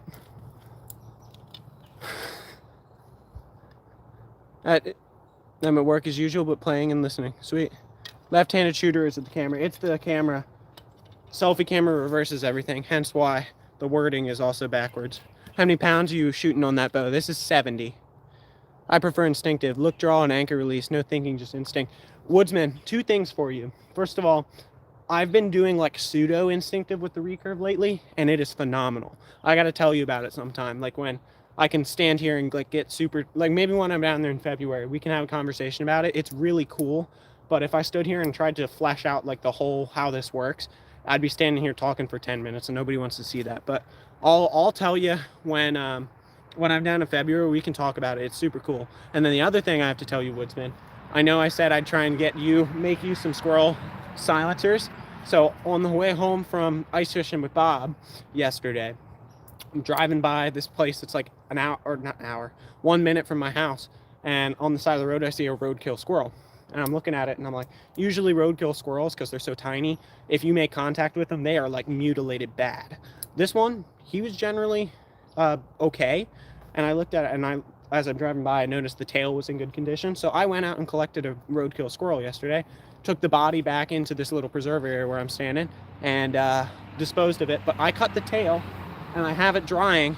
I think I'm going to make you a set of recurve silencers with the roadkill squirrel. Hopefully you don't feel like, you know, like you're second-hand person over there because you're getting the roadkill tail. But it was in prime condition. I didn't have to do anything, and it would just rot otherwise. So I brought it. We're going to make another silencer out of it, and when I come down in February, I'll bring it to you. So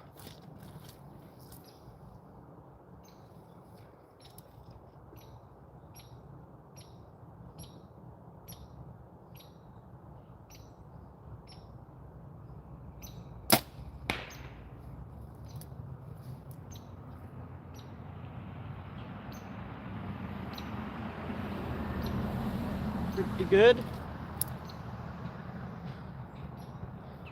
Beggars can't be choosers. Thank you, and I will gladly accept. Yeah, I was thinking to myself, I'm like, well, what's the alternative?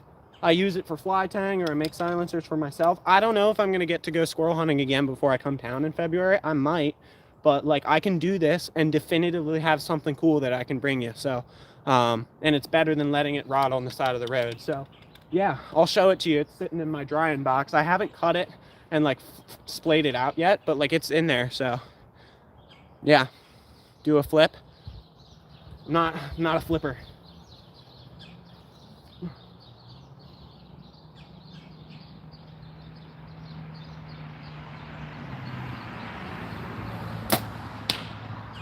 Good shot.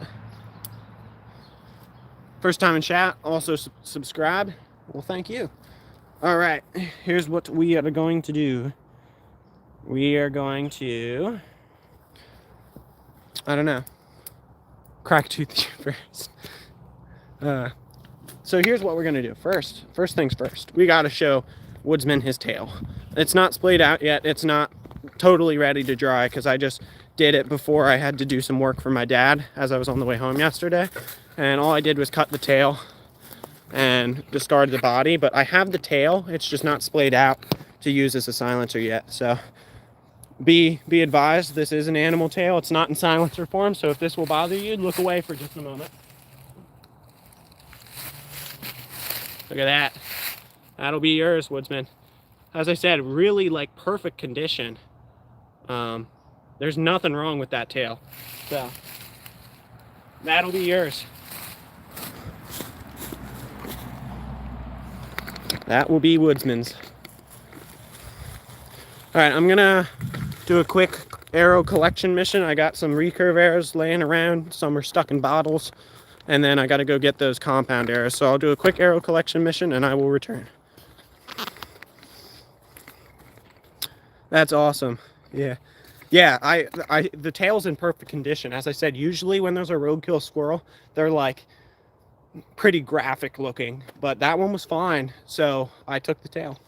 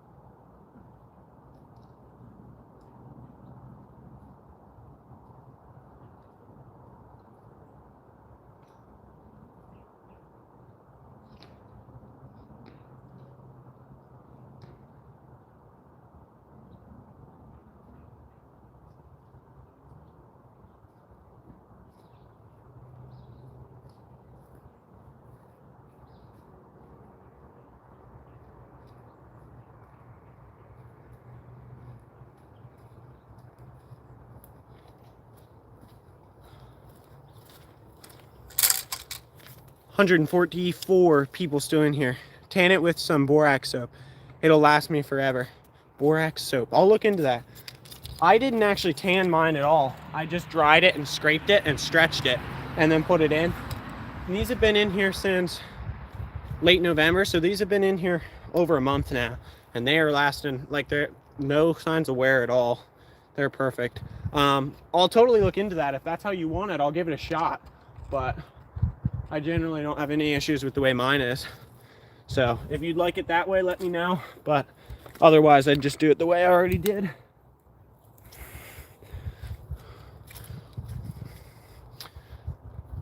Gurmeet Singh saying hi. Dirty Money's heading out. Thanks for hanging in there as always.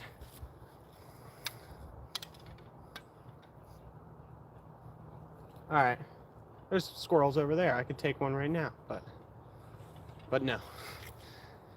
All right, 184 people in here. All right, let's see if we can put a couple good shots together with the compound.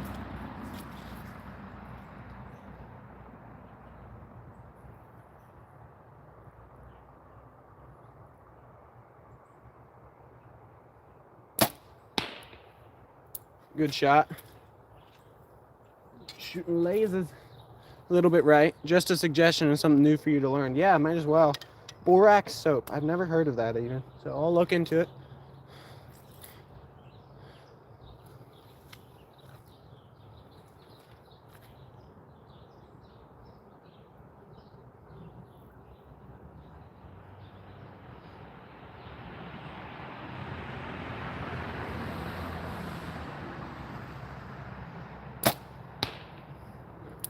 Right in the middle.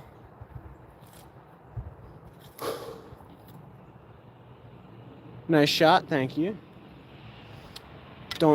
They say, sorry, I can't pronounce that name. It says don't shoot animals. Well, I'm not right now, but I'm going to responsibly hunt with this in the future. If you got an issue with that, then I can explain why, but not here to have an argument, but I can totally explain why if you'd like to understand my reasoning.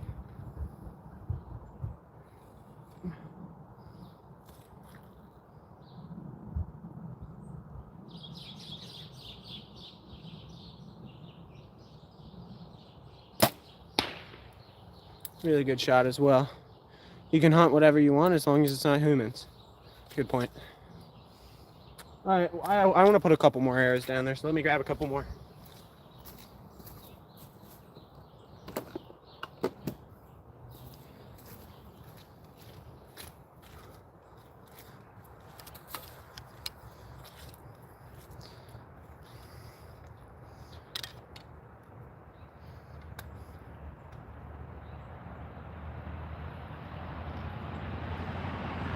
White elephants or something endangered. That too.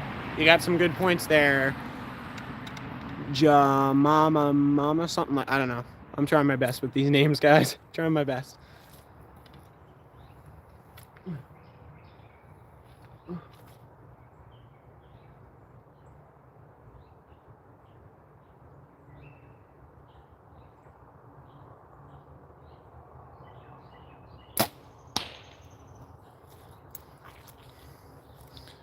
I have an old Hoyt bow I don't use anymore if you're interested. Well, I do really like this one, so no need to do that. I'd recommend trying to give it someone in your more local community who could use it for sure.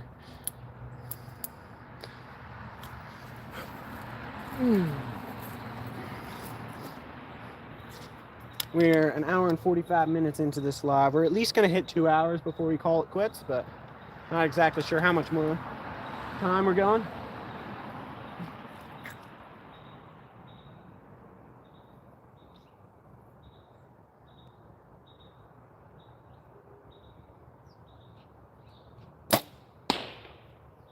I was a little bit punchy, but not too bad.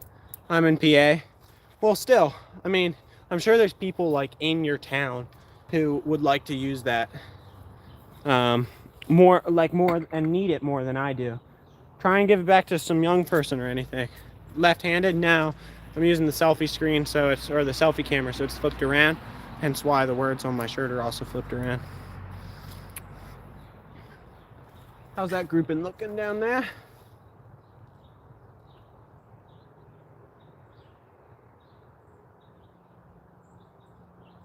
Good, generally good grouping. We'll do one more. No, you're good. US Snipes in here. How's it going?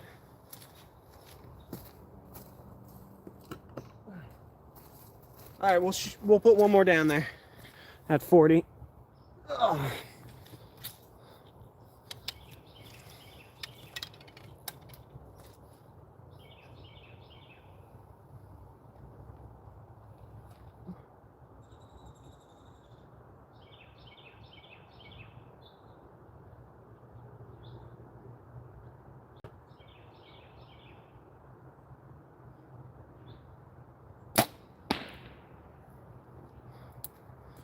It was also a little punchy, but in the zone.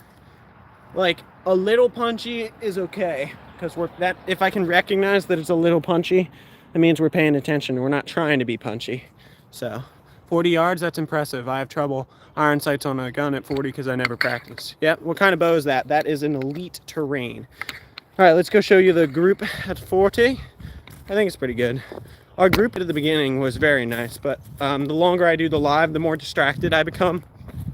And, you know, there's a little bit of fatigue going on. So we still are generally, like there's a couple that are right in the zone, generally grouping a tad high right, which I think, as I said before, is sight bubble not being dead on. But here's what it looks like from 40. All right. So, like these 4, very good. This one's a little bit right, and then these 2 are high right, which that's sight bubble. So this one could have just been bad float. These are good, and then that's probably sight bubble. So, but they're all generally right in there from 40. Not my best group for sure, but it's not terrible. Yeah, definitely not my best though. Pull them, do it again.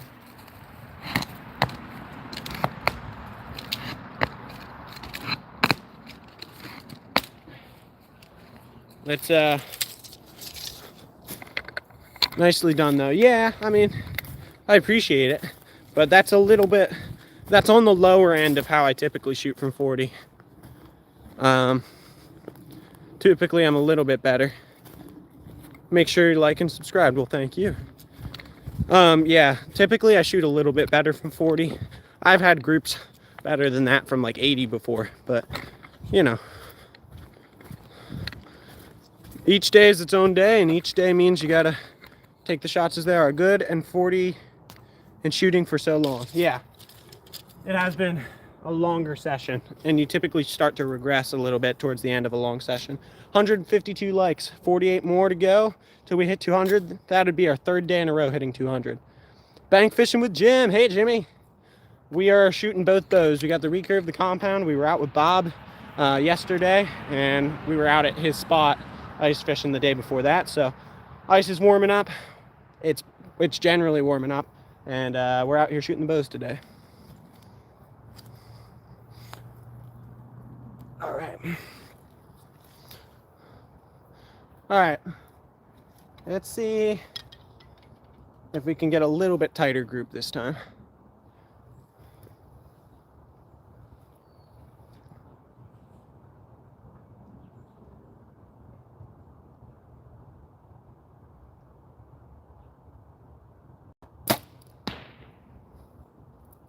I don't know where that one is.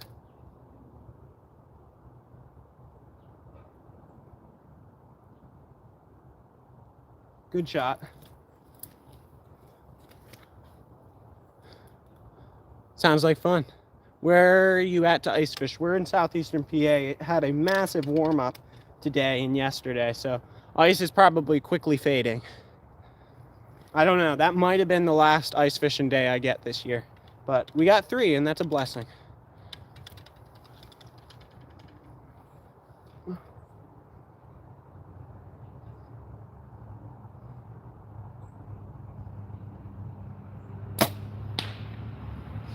Slightly punchy. The first one was really good on the execution. Slightly punchy, but it's still just in there. A tad high. That has been a trend today, which means you might want to ever so slightly smidge. That's not a word. What am I trying to say? I don't know. Slightly move my pin on if that remains a consistent trend over the next couple sessions. But, you know, every once in a while honing in your pin just slightly, like it's like an inch high, but that matters. So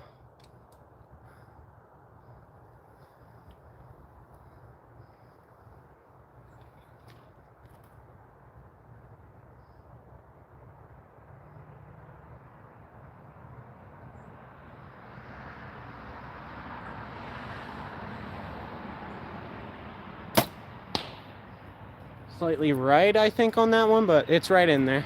How old are you? I'm 18 years old. Yeah, we got one that's in the dot, one that is high, one that is right.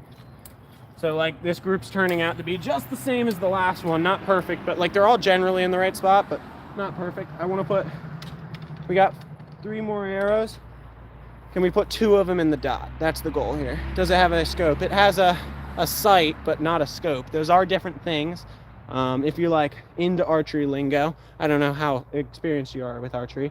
You probably, you know, like you're actually asking a question, but I don't know what the question is. It has a sight, but a scope is actually something different. It gives magnification, all that. A lot of target shooters use scopes, so yeah. Yeah, they're different. I don't, but a lot of people don't know that, and I didn't know if you knew that because I don't know you. So, but yeah, no scope. It's got a sight. They are different.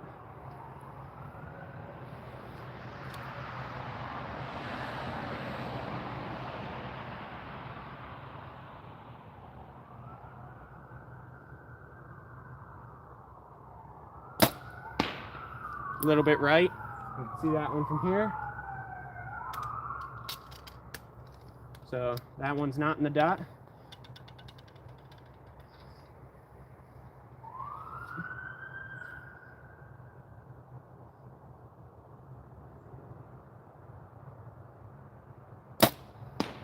That one might be in the dot. I'm not sure. Oh, like, geez.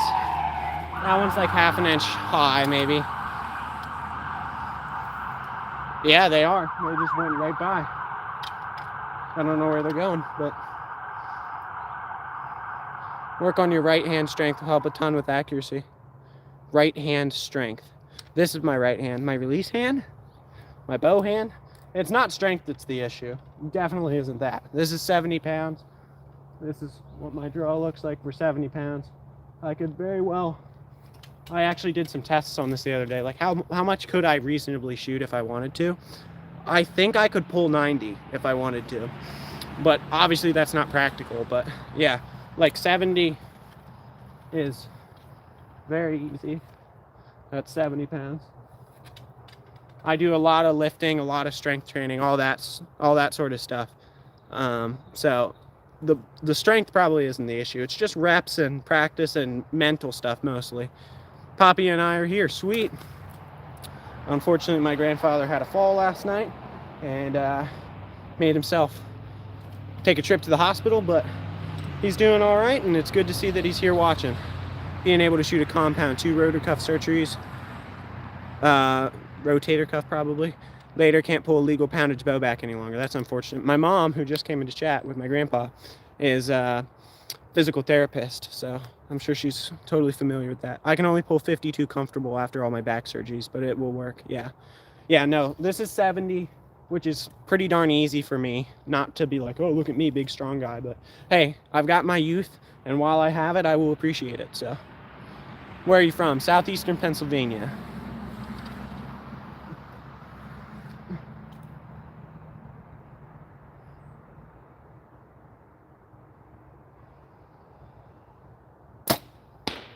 That one's good. That one's in the dot. Bow and arrow are amazing. Yeah, I do really like this bow. I spent a lot of good money on this bow, so I better like it. But I did a lot of research. I shot it like 2 times at the shop before I ended up purchasing it. So like I was pretty confident this was the one I wanted. All the stuff. Yeah, get well soon. This is his bow. Here, make sure, hopefully he's still watching, but we'll do some honorary recurve shooting because this was his bow back in the day. So eventually within the next year, 2 years, something like that, I'm going to get a different recurve bow and get this one hung up on the wall in a place of honor, because this is where I started archery, and now I'm super getting into archery. I love it. So it has a special place of honor, but this is also my grandpa's bow, and it's getting older, and I don't ever want anything to happen to it. So eventually I'll end up with a different recurve, and this will be safely hung up on the wall. But this was his bow. I got homemade squirrel tail silencers that I put on there, and yeah, we're gonna take a couple shots with the recurve in honor of my grandpa and wish him speedy recovery from the hospital. Is he coming home today, or is he home today? I don't know. I think my mom said something about him coming home today, so that's awesome. Don't take it for granted. Only 41 messed up my back work, and 70 pounds used to be nothing for me. 6'1", 235, now I can only pull 52. Yeah, it's a blessing. I will appreciate it while I have it, and I thank God for it. So it's, helps me make money. I do a lot of work. Trying to get home soon. Awesome. Do a lot of yard work, that sort of stuff, help people out. I want to be a provider for my family, be able to help people if needed, and obviously it helps with this type of stuff too. I'm 18. I only weigh 170 pounds, but I got a decent amount of strength behind me. So yeah, I appreciate it while I have it. And it's definitely a blessing. Hey, Den's in here, Outdoors with Den. All right, 20-yard shot. Let's see what we can do with the recurve from my grandpa.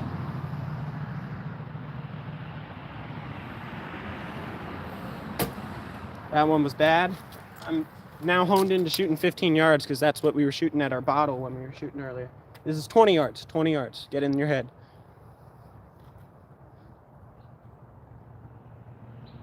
There we go.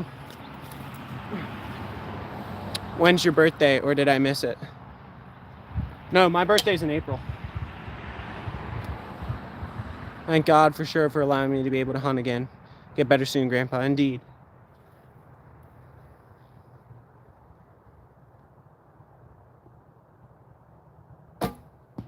Dead middle. Perfect shot. Mine too, April 6th. Oh, that's right. Randy, you and I are a day apart. I remember talking about that with you before. I'm the 7th. We talked about that at some point in time. I don't know when or where, but I remember it happened.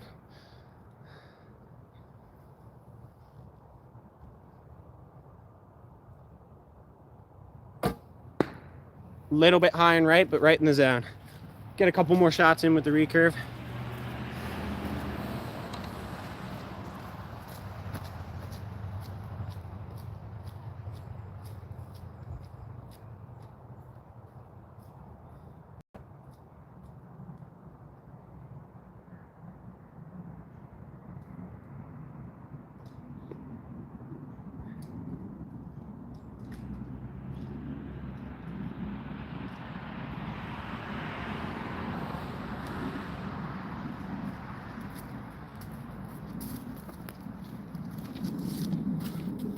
What do you think? Should we go back to the bottle shooting? That was really fun. I actually really enjoyed the bottle shooting.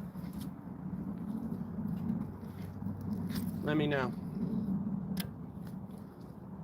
Does your wrist hurt after shooting the arrow? No, if you have good form and you don't have any like underlying issues with your joints or muscles, you should feel comfortable after shooting, as long as you have good form. If there's no underlying issues and you don't feel comfortable after shooting, then it's probably a form issue. Where are you located? Southeastern Pennsylvania. So let's do a breakdown of my form from this angle here. So when I draw back, I put my hand like this. I'm pushing with that big meaty section of my palm. My fingers out front, just resting on the front of the bow. I'm not grabbing it. As you can see, I can hold the bow still without those fingers. They're just resting there for support. I go 3 fingers under. When I pull, I bring my shoulder forward. I lock in with my back. I pull with my back. When I get to about here, I tighten up in like my rear delts right here. So the first part of the pull is my lats, my lower back, or my mid back rather. Pardon me. First part of the pull, mid back. Here, I'm just pulling my shoulders together. I get it anchored here. That hand is still in the same spot. And then you don't want to be straight in line. Your arm wants to be a little bit out in front of you. Do that. Get here.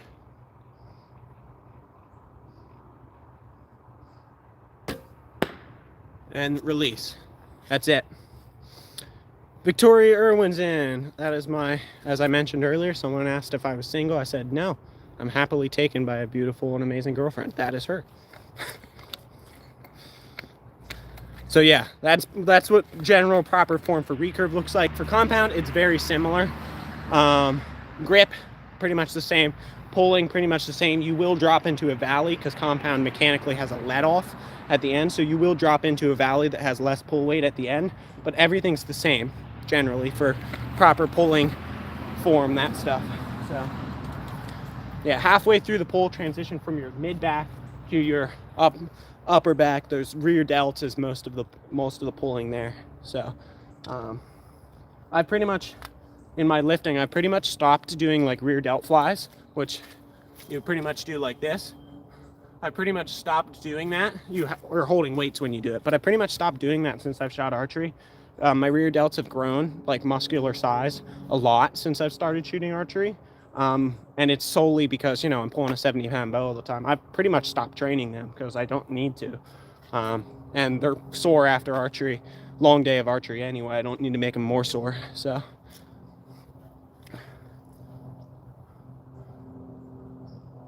as you can see here, my arm, if my arm was straight in line, you wouldn't be able to see it. My arm is slightly forward of my body. That's kind of the proper alignment you want. So keep that in mind. That's a big mistake a lot of people do. That's a lot of people slap their arms. I did that early on because you're in line. You want to be a little bit further out in front of you when you pull.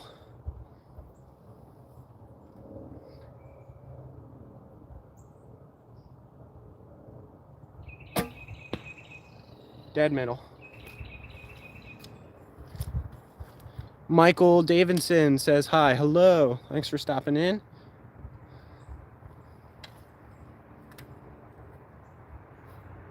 My front shoulder, because we've been shooting for now 2 hours between the two bows, my front shoulder is starting to get tired.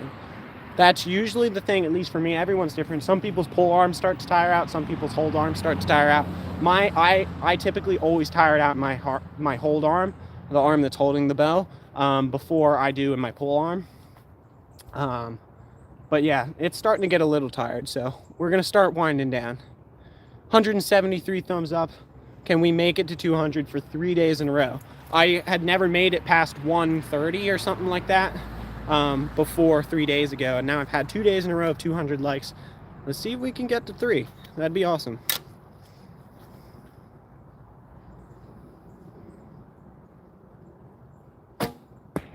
Little bit low, but right in the zone generally. How are you ever going to beat Mike Tyson like this? I did not know that that was the goal. My apologies. I thought I was supposed to be able to, you know, go out there and hunt and do a 3D archery tournament and do fine. But, you know, I got to completely change my strategy now that I know my objective is to beat Mike Tyson, you know. It's a whole different game.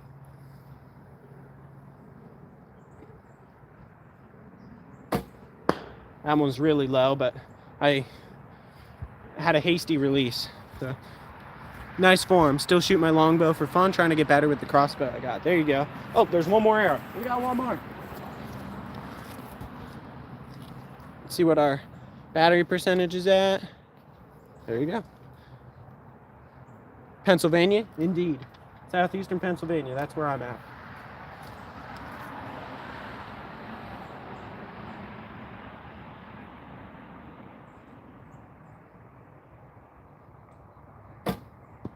There you go, right in the middle. When it doesn't make as much sound, it's hitting right in the middle. That's my old target, and the middle is really worn out from a lot of shooting at it. So when it makes less sound, it's hitting the middle. Little cue I give people. 176 likes. We are 24 away. Let's see if we can get there.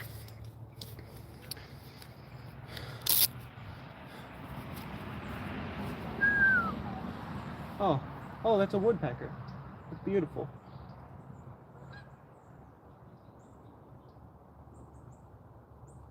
That is awesome. Not far from Philly. Oh, well, southern New Jersey. There you go. Yeah, we're in southeastern PA. We're probably 40 minutes outside of Philly. We're west of it. We're, 20 minutes-ish from King of Prussia, about 40 from Philly. That's about where we are. That's about the level of specificity I'm willing to give of my location, because I know they're few and far between, but there are weird people out there who would do weird things if they knew where I was. Which is unfortunate, but that's a reality, but it is true. NJ Irish Sis says hi. Thanks for coming in.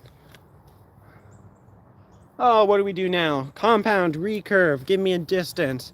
So we got 0 yards to 40 yards, and we have a compound bow and a recurve bow. Someone give me something to do. Or we also have the bottle. If anyone knows what we're talking about with the bottle, I have a juice bottle out there that I throw out and try and hit with the recurve, because that's mimicking the type of hunting that I'm going to end up doing with the recurve, which is a close range squirrel hunt with the recurve next year. And then the compound is going to be my deer hunting bow for next year. So I'm kind of training for 2 different types of hunts with both bows, but we got to be working with both of them all year. So, and yeah, we're going to do some 3D. We're going to do some 3D shoots with the compound. 3D shoots with the compound and deer hunting, and then the recurve we're gonna do some some squirrel hunting next year with it. So we're training for all that stuff. Give my dollars. Do you want to give a super chat? Is that what you're asking? I know a lot of people can't seem to find that. It's range, make sure everything's in a good spot. 20.2 for the 20-yard target. 40.2 for the 40-yard target. So we're in a really good spot. 100% weirdos are crazy. Indeed, that's what makes them weird. All right, we need a suggestion. Either a distance give me a distance with the recurve and the compound, or tell me to go shoot the bottle again. Those are your options. All sorts of stuff, but someone's got to give me an idea here.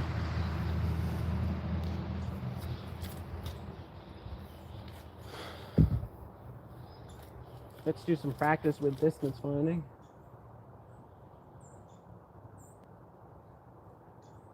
That should be 4 feet, 40 feet, which would be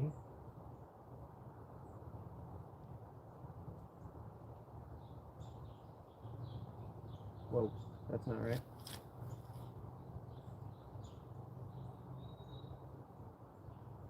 There you go, 14.7. Yeah, that's pretty good. 18 yards compound. It will be 40 yards. Okay, what was the first one? First one was mom. 40 yards with the compound or recurve. It would be better to aim at something smaller. Something smaller than what? Go shoot the bottle. That was the first one. Okay, so we'll shoot the bottle, then we'll do 40 yards with the recurve or compound, and then we'll do 18 yards compound. Those are our 3 next objectives. So shoot the bottle. The bottle's sitting there right now. So we'll go get the arrows and see if we can see how many shots it takes to hit the bottle, which is right there.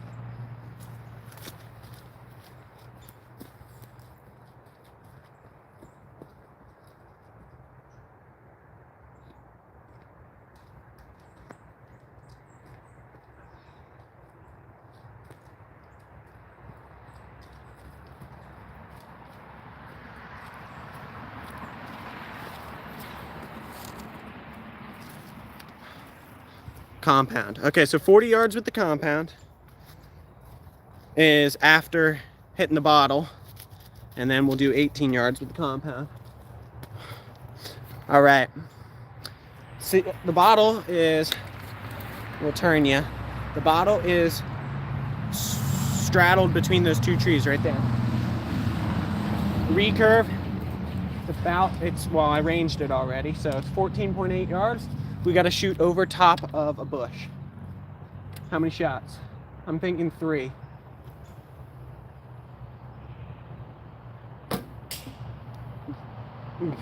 Might be 2. We're literally less than probably a 1/4 inch underneath of it.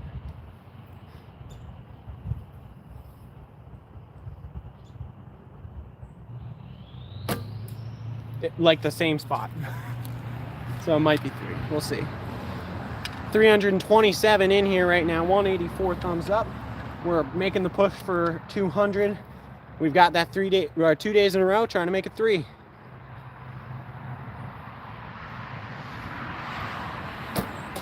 Okay, so we made contact, but it didn't go through. So that would have been a glancing blow on the bottle. Made contact though.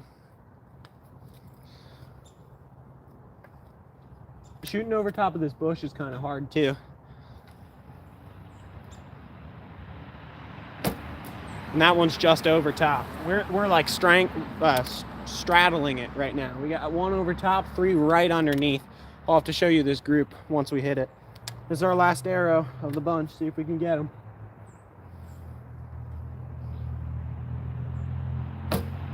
Just over top. Man. Let me show you this group. It's pretty phenomenal. We hit everywhere around it, but not it.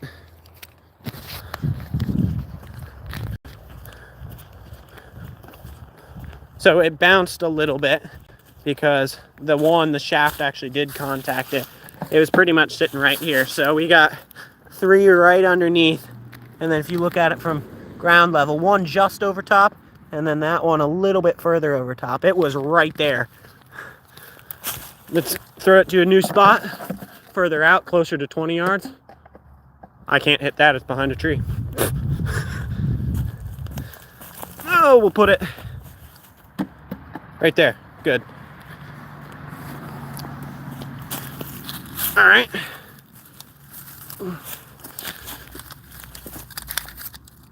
Alright, sorry about the weird camera angle. 186 thumbs up. We are 14 away. Depending on what the watch time on this video is, this video might get us over the edge to full monetization as well, which would be pretty awesome. Ever used a handmade sling or an atlatl? Oh yeah, I have.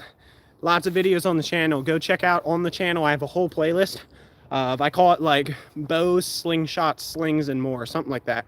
But I've got atlatl in there. I've got a shepherd sling that I use a lot. Slingshot, atlatl, knife throwing, both my bows, all that stuff. Woodsman's got to go. Got to make a video. Don't worry, Woodsman. Not a problem. Thanks for all your help dealing with spammers today. Yeah, no, I've done lots of different stuff. Who was that? Michael Davidson. Yeah, I've got that stuff. All right, let's see if we can hit the bottle in the new spot. Probably more like 17 yards, if I had to guess. And it's sitting the narrow side towards us. There's a wide side of it and a narrow side, so we got less area to hit. Let's see if we can get him. Very low. When I say very low, it's probably 6 inches low. Let's take our time and aim. Take your time.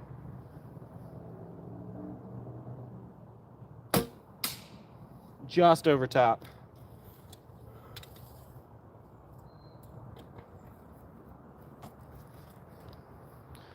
Laser hunting style slingshot. Interesting. David and Goliath style. Yeah. I use that. Go check out the playlist. There's lots of fun stuff. Both bows, atlatl, knife throwing, slingshot, and shepherd sling, which is what you're referring to. So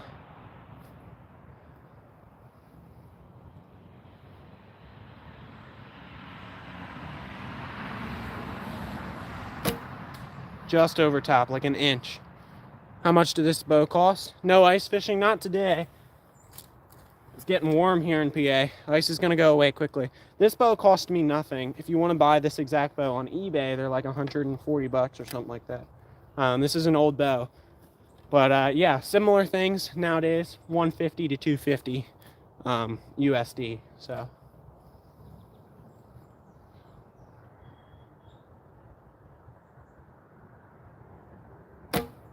got it. You're breathing. I don't know what that means. Yes, I am breathing. Can you hit a rabbit? Well, we're training for a squirrel hunt with this bow, and we're training for a deer hunt with my other bow. So that's the goal. Let's see if we can hit it one more time. We got one hit.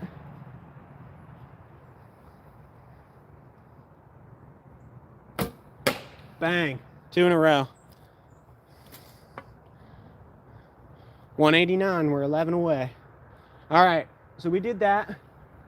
Now we're doing 40 yards with the compound. That was the next suggestion. So switch from the glove to the release. Atlatl is and used one. It has a massive impact force for Stone Age hunting weapon. Yes, I own one. I made it.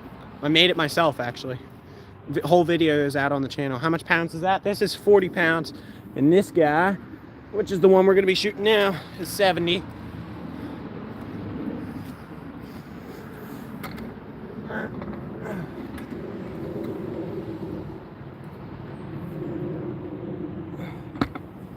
Yep. You're not exhaling slowly on some shots. Yes, I am. It's just very, very small. I like small breaths. I take a big breath, and when I exhale, I kind of go like this. Like I just exhaled my whole breath, but it's very small, very slow. So I imagine that's probably why you can't tell. But no, I am exhaling. That's very good practice for any sort of aiming tactic where you're trying to stay still, trying to stay steady. But yeah, I am doing that. It's just probably hard to tell, especially when you can't see me. But I am doing it.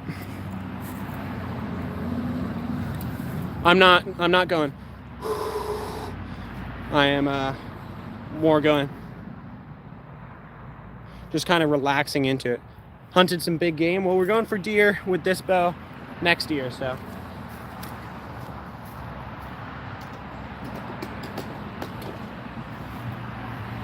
There's already a few arrows down at 40 yards with the compound from a previous group, but we're gonna put a couple more down there. See how they stack up. What bow are you running? My compound bow is an Elite Terrain.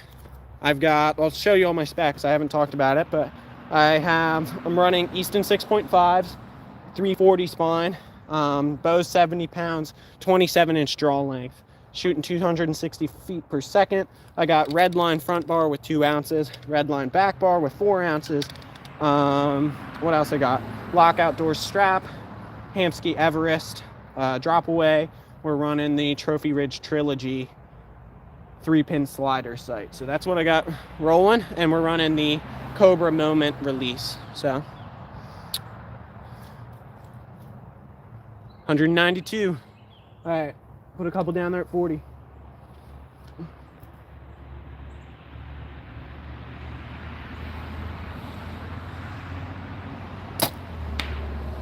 Good shot, a tiny bit high.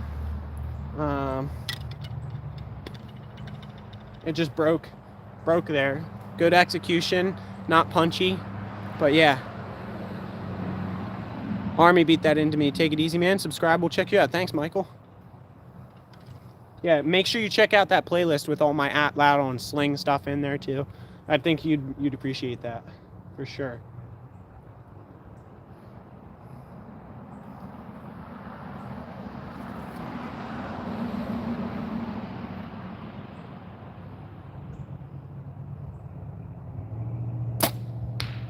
That one was punchy.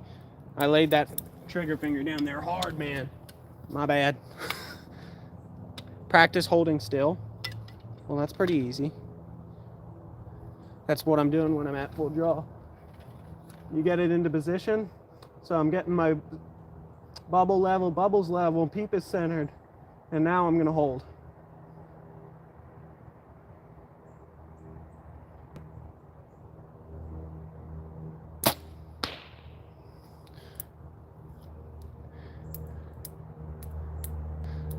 Yeah, it is blessed to be in this country for sure. Lots of opportunity.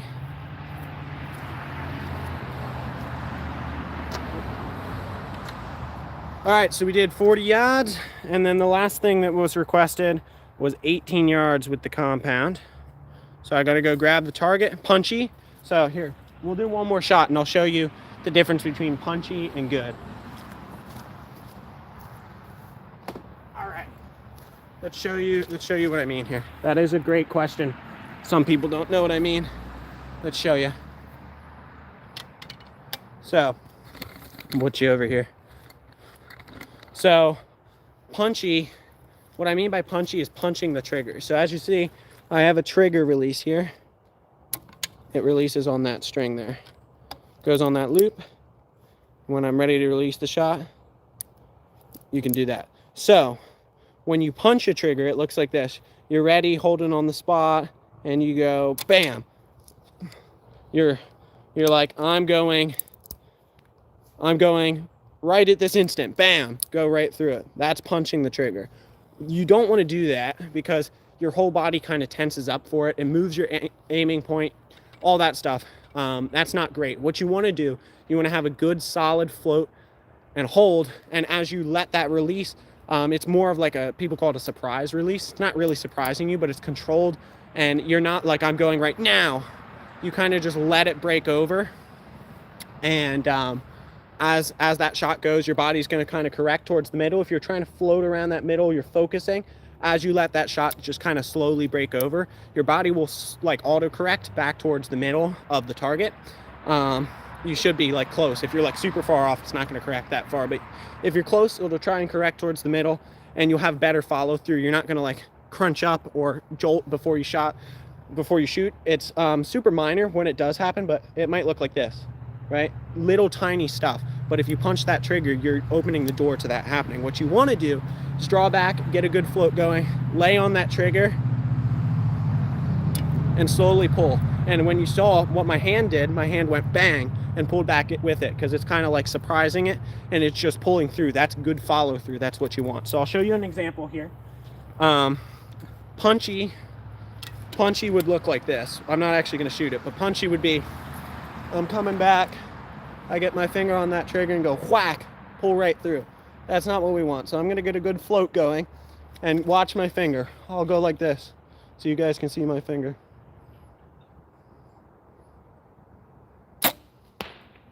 I don't know if you saw my finger, but it wasn't bam. It was slowly pull, and it breaks, and my hand kind of disappeared out of frame.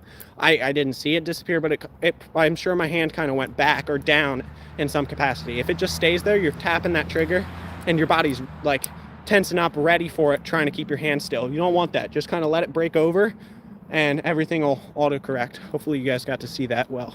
So, is the Olympics, they don't have a surprise?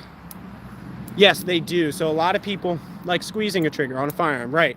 You don't want to just go bam, bam. You slowly squeeze it and then that shot breaks over. Same thing with this. It's just more evident because instead of just your finger doing it, your whole hand's going to move when that shot breaks over. So, yeah. Yeah, they do have a surprise release in the Olympics, but typically Olympic shooters are using a recurve where they don't have a sight and a release. So it's less evident.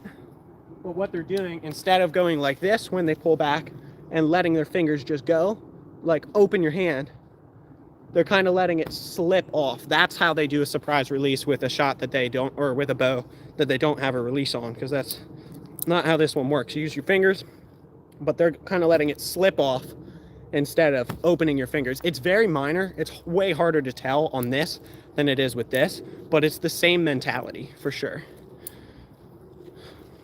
We are 4 away from 200 likes. All right, so the next request was to do 18 yards with the compound. It's illegal to hunt anything, and any weapon require a license, which government never give. I imagine you're talking about India. Yes. Only weapon which has less energy than 20 joules. Man, that's rough. Just me doing YouTube. Stuart, awesome member. Give him the bullseye. Member only emoji. There it is.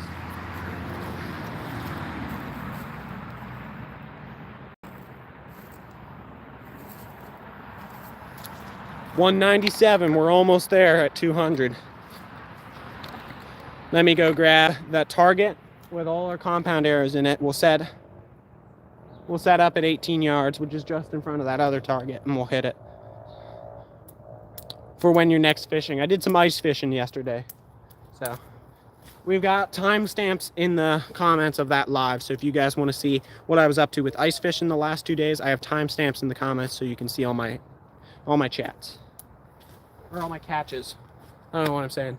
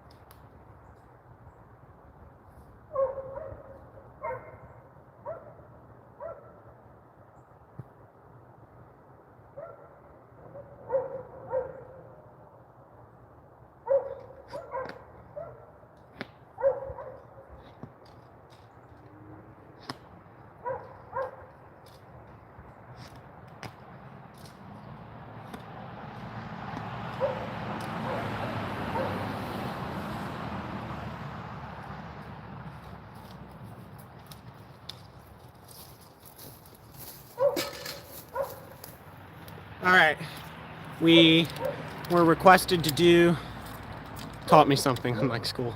Ralph, thank you. We were requested to do 18 yards. I have it set up at a guess for 18, 17.4, 17.5. So move back a second, make sure we're directly at 18.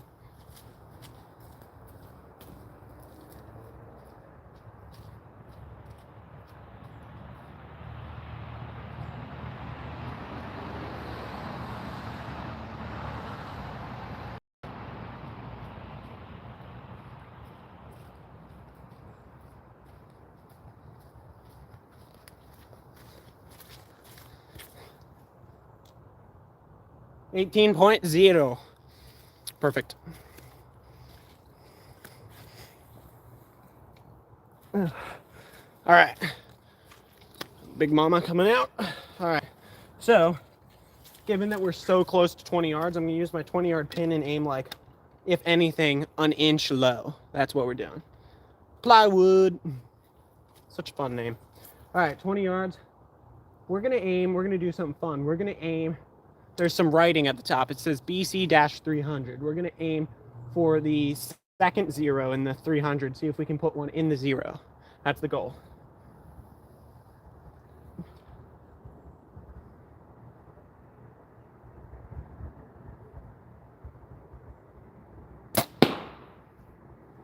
That was a little bit high. It's really enthusiastic. A very large audience. If possible, release your content in Hindi. Yeah, to me, I love the community of YouTube. I'm not like, my goal isn't to be like a huge channel. My goal is to have an awesome community. So I don't think that's something that's in my interest, but hey, if people understand what I'm doing, first time I've ever done that. Oh, well, thanks, Ralph. That's awesome. Ralph gave his first little, I think they're called gifts on the live streams. First gift here on the Mission Discover channel, and it seems as though that's his first ever gift. Thanks, Ralph. We're 1 like away from 200. That's our first time ever hitting over 200 was, sorry about that, guys. We had a little connection issue. That'll be our 3rd day in a row hitting it if we can hit it today. But we're an inch high. I broke really solidly, so I might just be a little bit high on the pin. There you go. We're at 200. Sweet.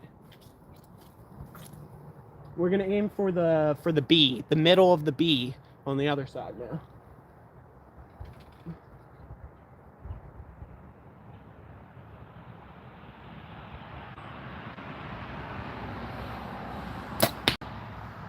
Yeah, that one broke perfect too.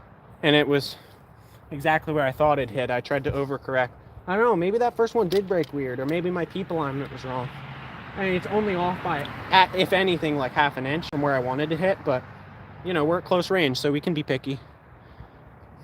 1.54K. Sweet.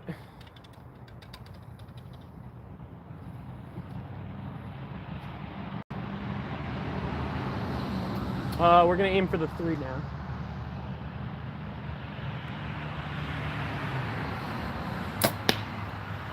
That was a little punchy, and we're a little high. I don't know. It might be because it's canted. That might make sense. Okay, hold on. I have an idea. We're going to aim for the other 0 now. Just subscribe to your channel. Well, thank you.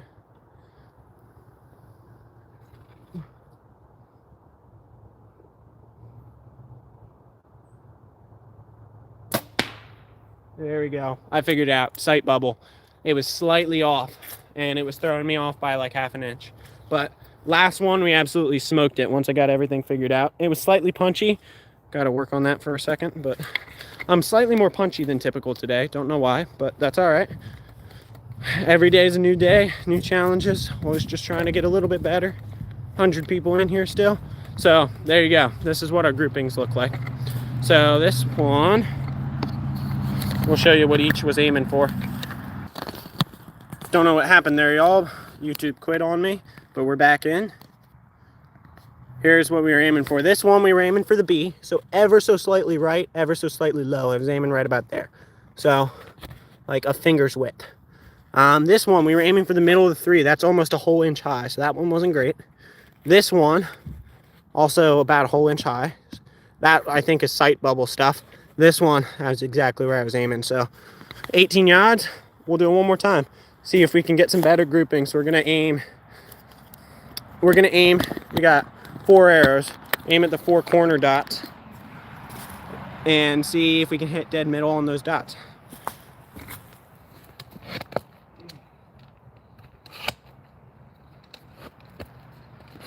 Alright, see what we can do. Flip y'all around. Viewing from England, well, thank you. 205 thumbs up.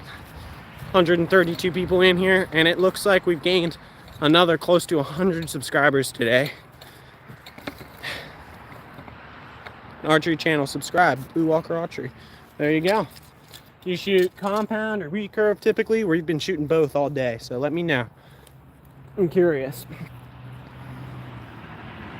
All right, we're aiming for the middle of the top right dot for a shot.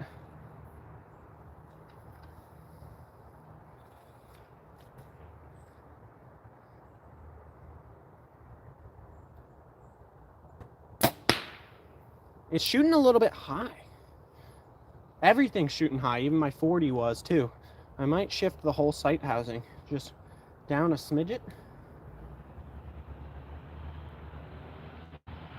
Or up a smidget rather. There you go. Just give that a shot. See if we hit middle now. Compound. All right, yeah, well, I'm shooting my elite terrain today, and I've got my recurve over there. We've been shooting both.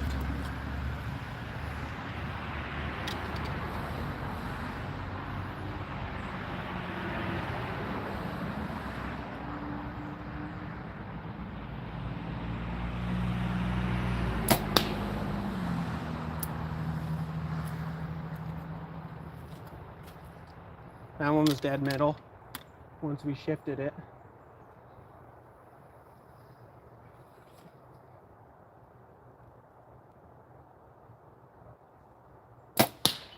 That one broke low, but maybe I moved it a little bit too far, maybe, because there we go. Because we are shooting for 18, not 20 at this second, so.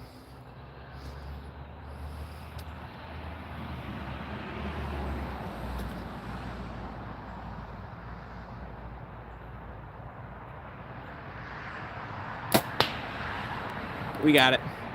Arms are getting tired. It's probably not your sight.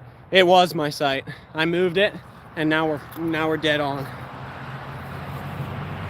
From 20 yards, I can hit the middle even when I'm like dead tired. From 40, that's a different story, but 20 yards is not a problem, even when I'm tired. Which is good, because like that's the type of range that you'd be taking a deer from in your stand. So left to right is a little bit off, but there we go. So just weak for sure. How much do you think my bow poundage is? Take a guess.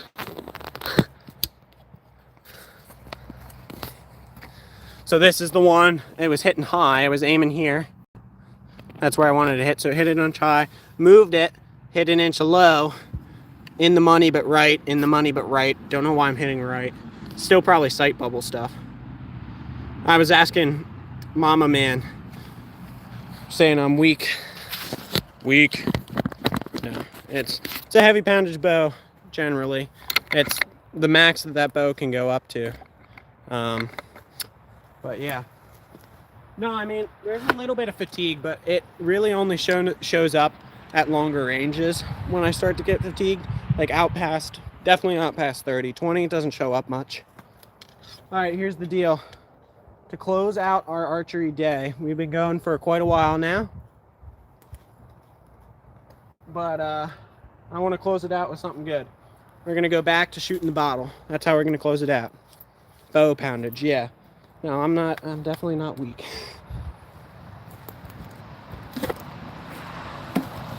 Let's move this.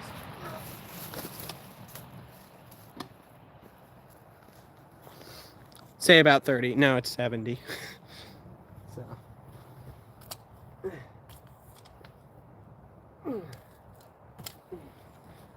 My little cousins, we got them like a toy archery set. A toy archery set for Christmas, and they were like, "Oh, Cousin Nolan, can we shoot your bow?" And I was like, I talking to them, and I was like, "You guys could hang off of my bow and it wouldn't pull." So you're more than welcome to try. They're 4 and 6. Wesson, he weighs like 35 pounds, and Bear weighs probably like 55 or something like that. So yeah, they could hang on it. Yeah, 60 or 70 pound, really comfortable draw weight. Is 40. When I get a new which will be for in a couple years. I might get a 50, but I don't know. I like the 40. It's just fun to shoot around with. So, all right, bottle's sitting there about 18 yards. Let's see if we can get. Bottle is right in front of that target right there. Kind of blends in with the ground.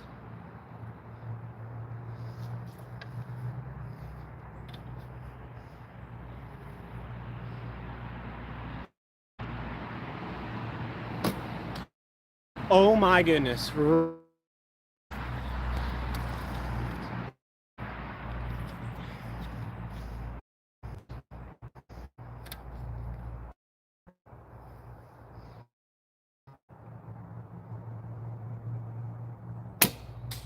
I contacted it, but it didn't go through. What kind of recurve? What's happened? We're training next year, next squirrel season. I'm going to do a squirrel hunt with this recurve. So I have a bottle thrown out there at random distances, and we're trying to gauge the distance, make a good shot to hit it to try and train for that squirrel event. What kind of recurve? This is a old 1967 Stemler Tartar. It was my grandpa's bow.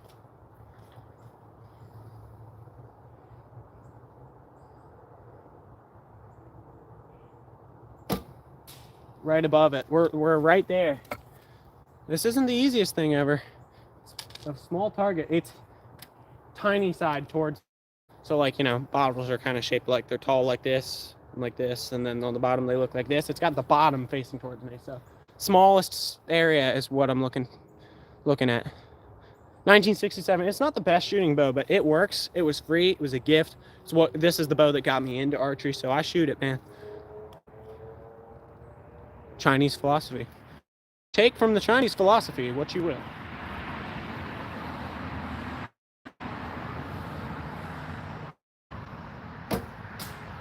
I contacted it again. Buy it once, you always have it. Yeah, for sure. I mean, I'm expecting my compound here to last me 8 to 10 years for sure. How much is the compound bow? So bow itself, bare bow, is $750. I got it on sale for $700. Bars are like $115. The sight's $100. The rest is typically $200, but I got it on Black Friday sale for $130. My arrows are $60 for a pack of 6. So not the most expensive thing out there, but I spent some good money on it and I really like it, and that's the important part. I'm very confident in my ability to shoot with it. You're rich? No, I'm definitely not. I work hard for my money. That was all actually my high school graduation. I used a lot of money from my high school graduation to do that. So a lot of that was gifts, and I said, hey, I'm going to do this, and it's going to be something that I'm going to use a lot and have for a long time. Bow I want's $400 bow. Hey man, there's nothing wrong with cheaper bows. I mean, you look at some of the stuff that Bear Archery and Mission yeah, Bear's doing some really good stuff for cheap. Mission's doing some really good stuff for cheap. Diamond's doing some really good stuff for cheap. Yeah, Bear bow. Good stuff for not a lot of money, and there's nothing wrong with a $400 bow from like one of those companies. Absolutely nothing wrong with it. Let's go get the arrows. We're gonna put one in this darn bottle, even though it's turned the tiny way.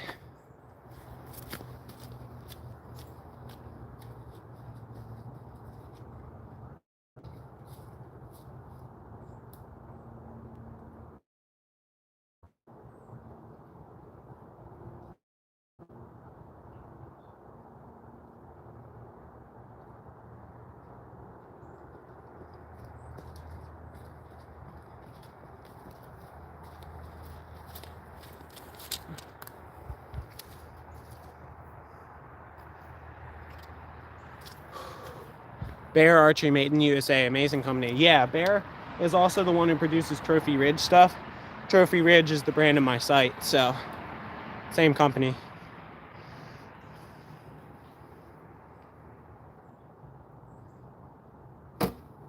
So for some reason, I'm just aiming low, and I like can feel it, and I try and bring it up, and my brain just won't let me. Come on, get in the zone, Nolan.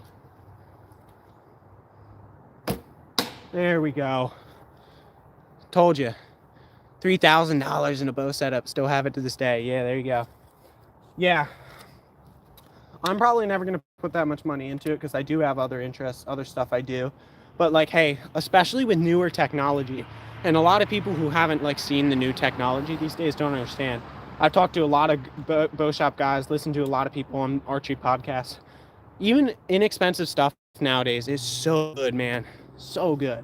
Like this Elite Terrain shoots as good as like Matthew flagships from like 2010. This is a 2022 bow. Matthew flagships then cost like $2,000, $750 shooting as good. Some of the stuff people are coming out with these days, like I look at stuff like the Bear Alaskan Pro. Man, Bear Alaskan Pro looks like a stellar bow. Dart and Consequence, $750.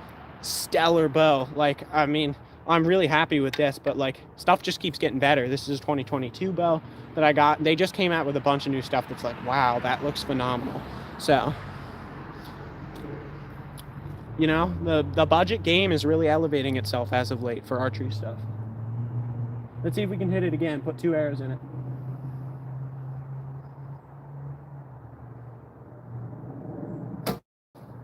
Very close. Come on. Come on.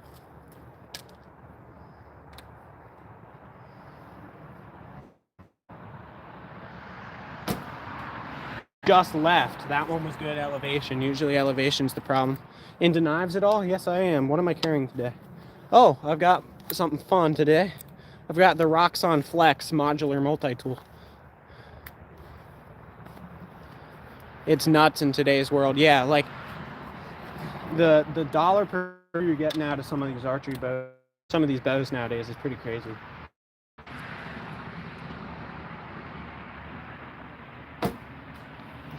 Let's do it. We're right there. I'm gonna throw it to a new spot. If twice in 5 arrows, twice in 5 arrows, that's how we're gonna end the live.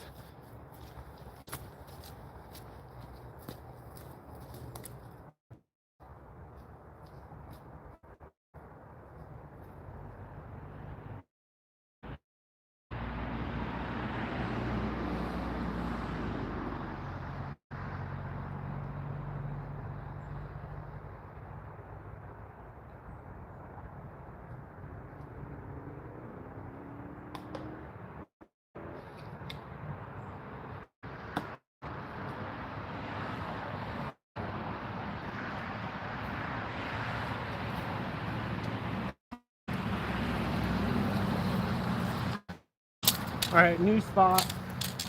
About 11 and a half, 12 yards. What distance you shooting? Yeah, we're practicing for squirrel hunting with the recurve.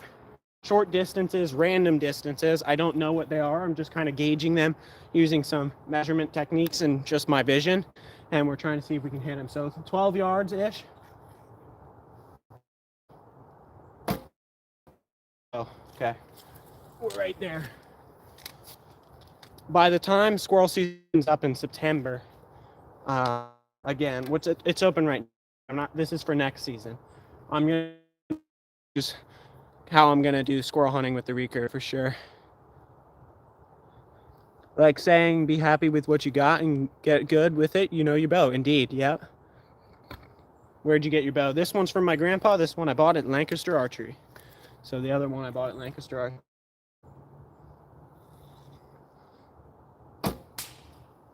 Just low again. So I seem to be consistently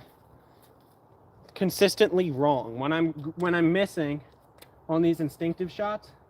It seems to be that I'm gauging the distance wrong, because I'm like, okay, I'm aiming for 12 yards and I seem to be missing just low, meaning it's probably 11. So let's aim for 11.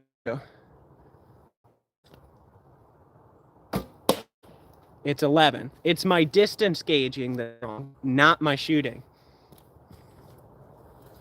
That's good information to have. So I just need to get better at the distance. That's 11 yards. Let's range it and see what it actually is. Basically, be 11. Rangefinder.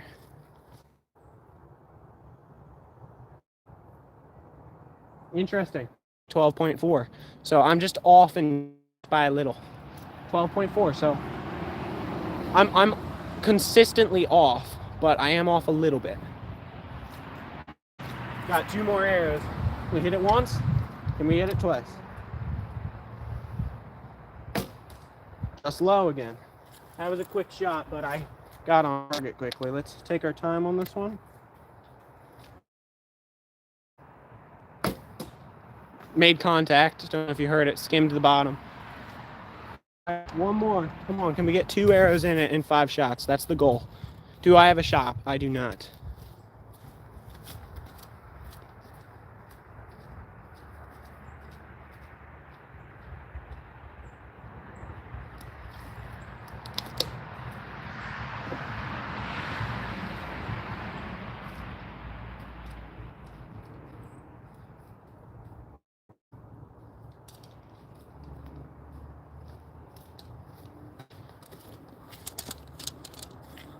Victoria, are you on the way to the game?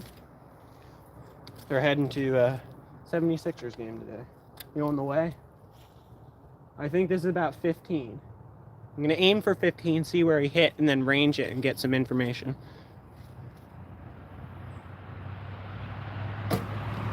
Just over top. Okay, so that either means I'm a little bit off just in general, or it's actually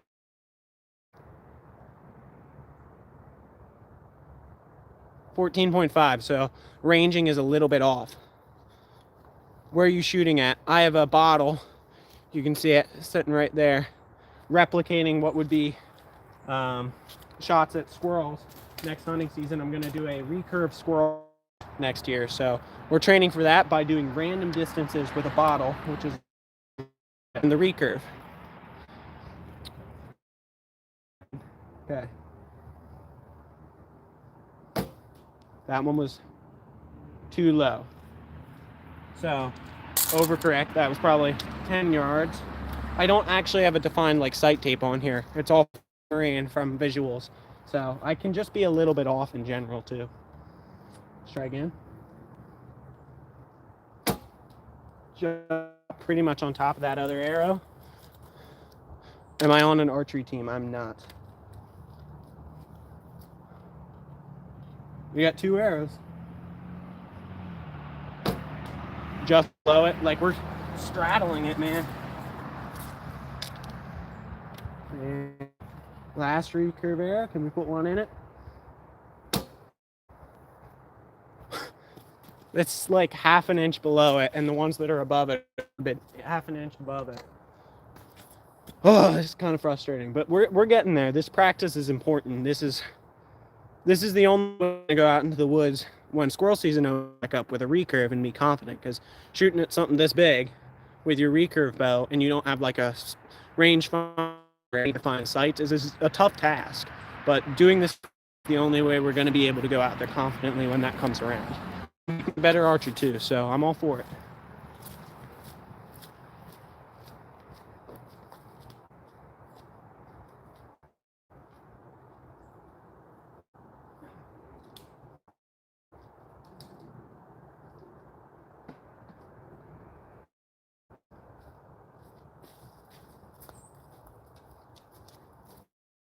All right, this is it. That looks to be 18 or 19 yards with the recurve. Got some dirt on my arrow. I'm cleaning them off. Hold on.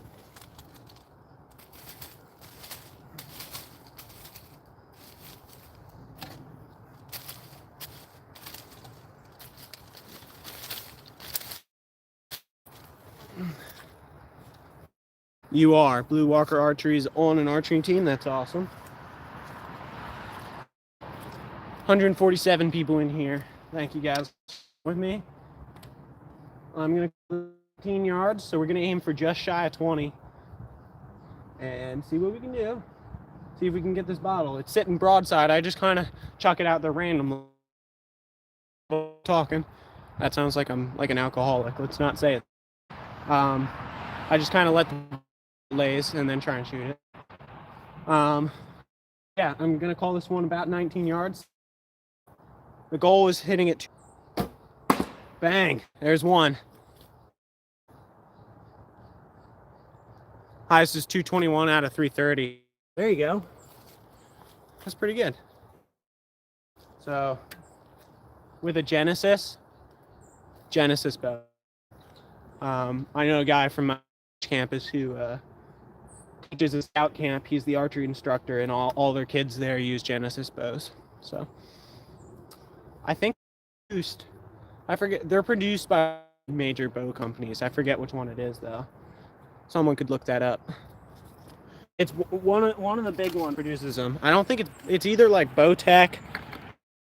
It's one of them, because Matthews produces Mission.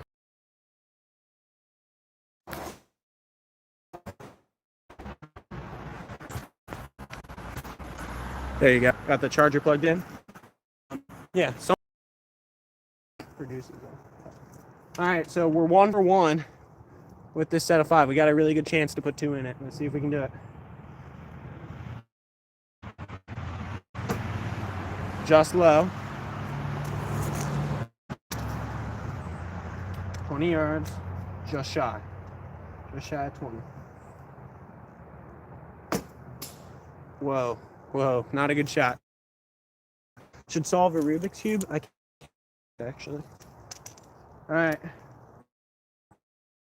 20 yards.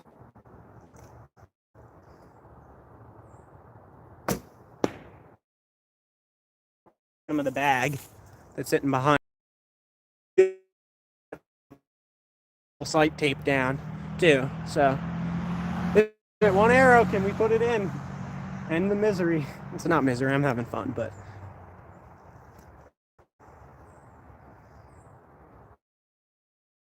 oh my gosh.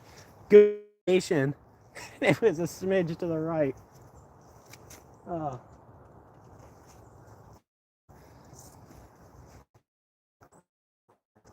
We're almost there, guys. We're gonna get it. And then we're gonna end the live. This has been an awesome live. It's awesome. Yeah, bow shops are a cool business to be in. I listened to a podcast with MFJJ, Josh Jones, from Podium Archer, big archery dealer, big, not just archery stuff in the podcast, but not just bows and stuff, but a lot of what he talks about is the business side of running a bow shop. It's cool to listen to. Let me go grab the arrow. We'll try it again. I'll make it easier on myself. I'm going to toss one like close 15.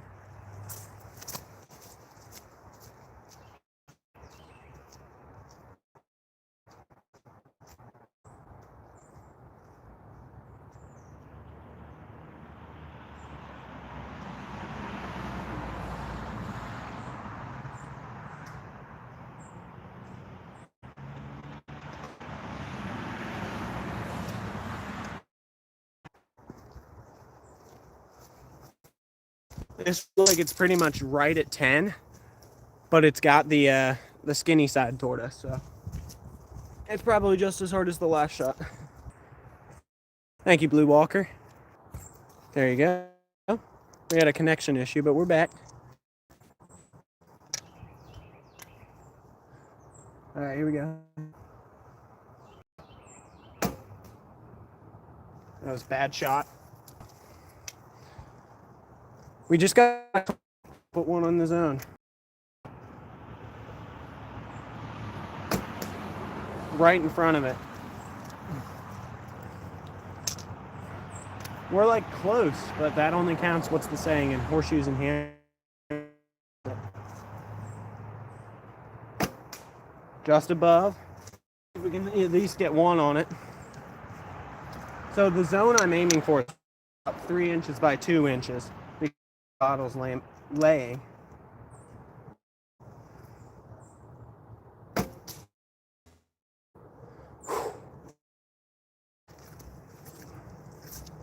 I'm going to give it 2 more attempts. Regardless of what happens, we're calling it after 2 more attempts. I'm getting frustrated, a little hasty in my shots. Don't want to promote bad habits. So we're going to make sure we slow down for these next 2 attempts, give it our best shot about the results, and see if we can get it done. If we can't, that's a...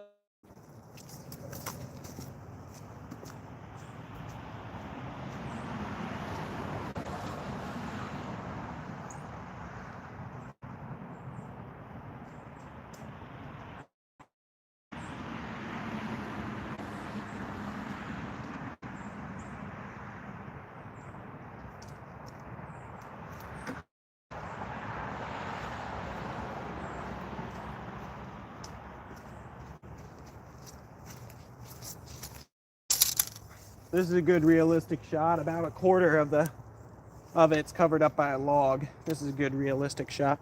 That's about 11 and a half yards.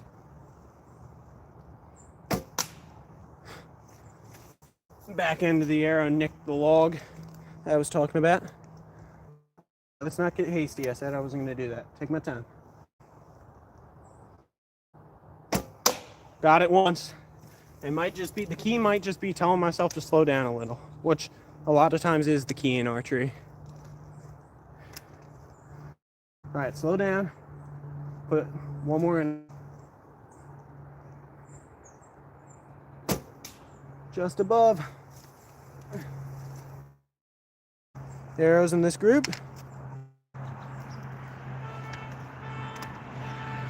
Someone's car alarm over yonder.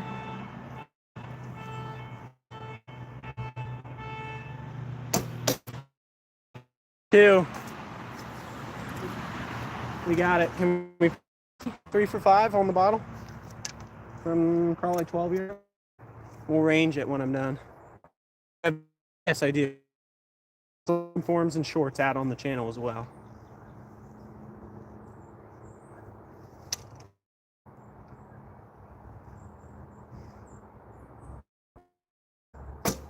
Just low on that one.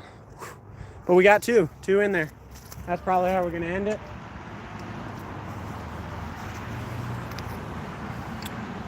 Thank you guys for another awesome live. We got lots of views on this one, I'm sure, as well. We got up over 200 likes for 3 days in a row. I don't think I'm going to be live tomorrow because I'm not keeping my streak going. The algorithm might kick me out. And we might not get near as many views, but I'm all right with that. That's not what it's all about. So, yeah, I appreciate it, man. If you like what you saw, want to see more stuff, more outdoor stuff with an emphasis on the educational and informational side of it, make sure you subscribe because I got more stuff, and especially if the algorithm kicks me out when I take a break from live streams, you probably won't see me again. Subscribe now if you want to see me again. But yeah, we're heading out. We had a good long archery session today. Hanging with me there. I'll put some timestamps of the highlights out if you want to go back and see parts that you haven't seen. But yeah, I'm heading out. Thanks for hanging out with me all. It's been an awesome, and I will see you guys next time.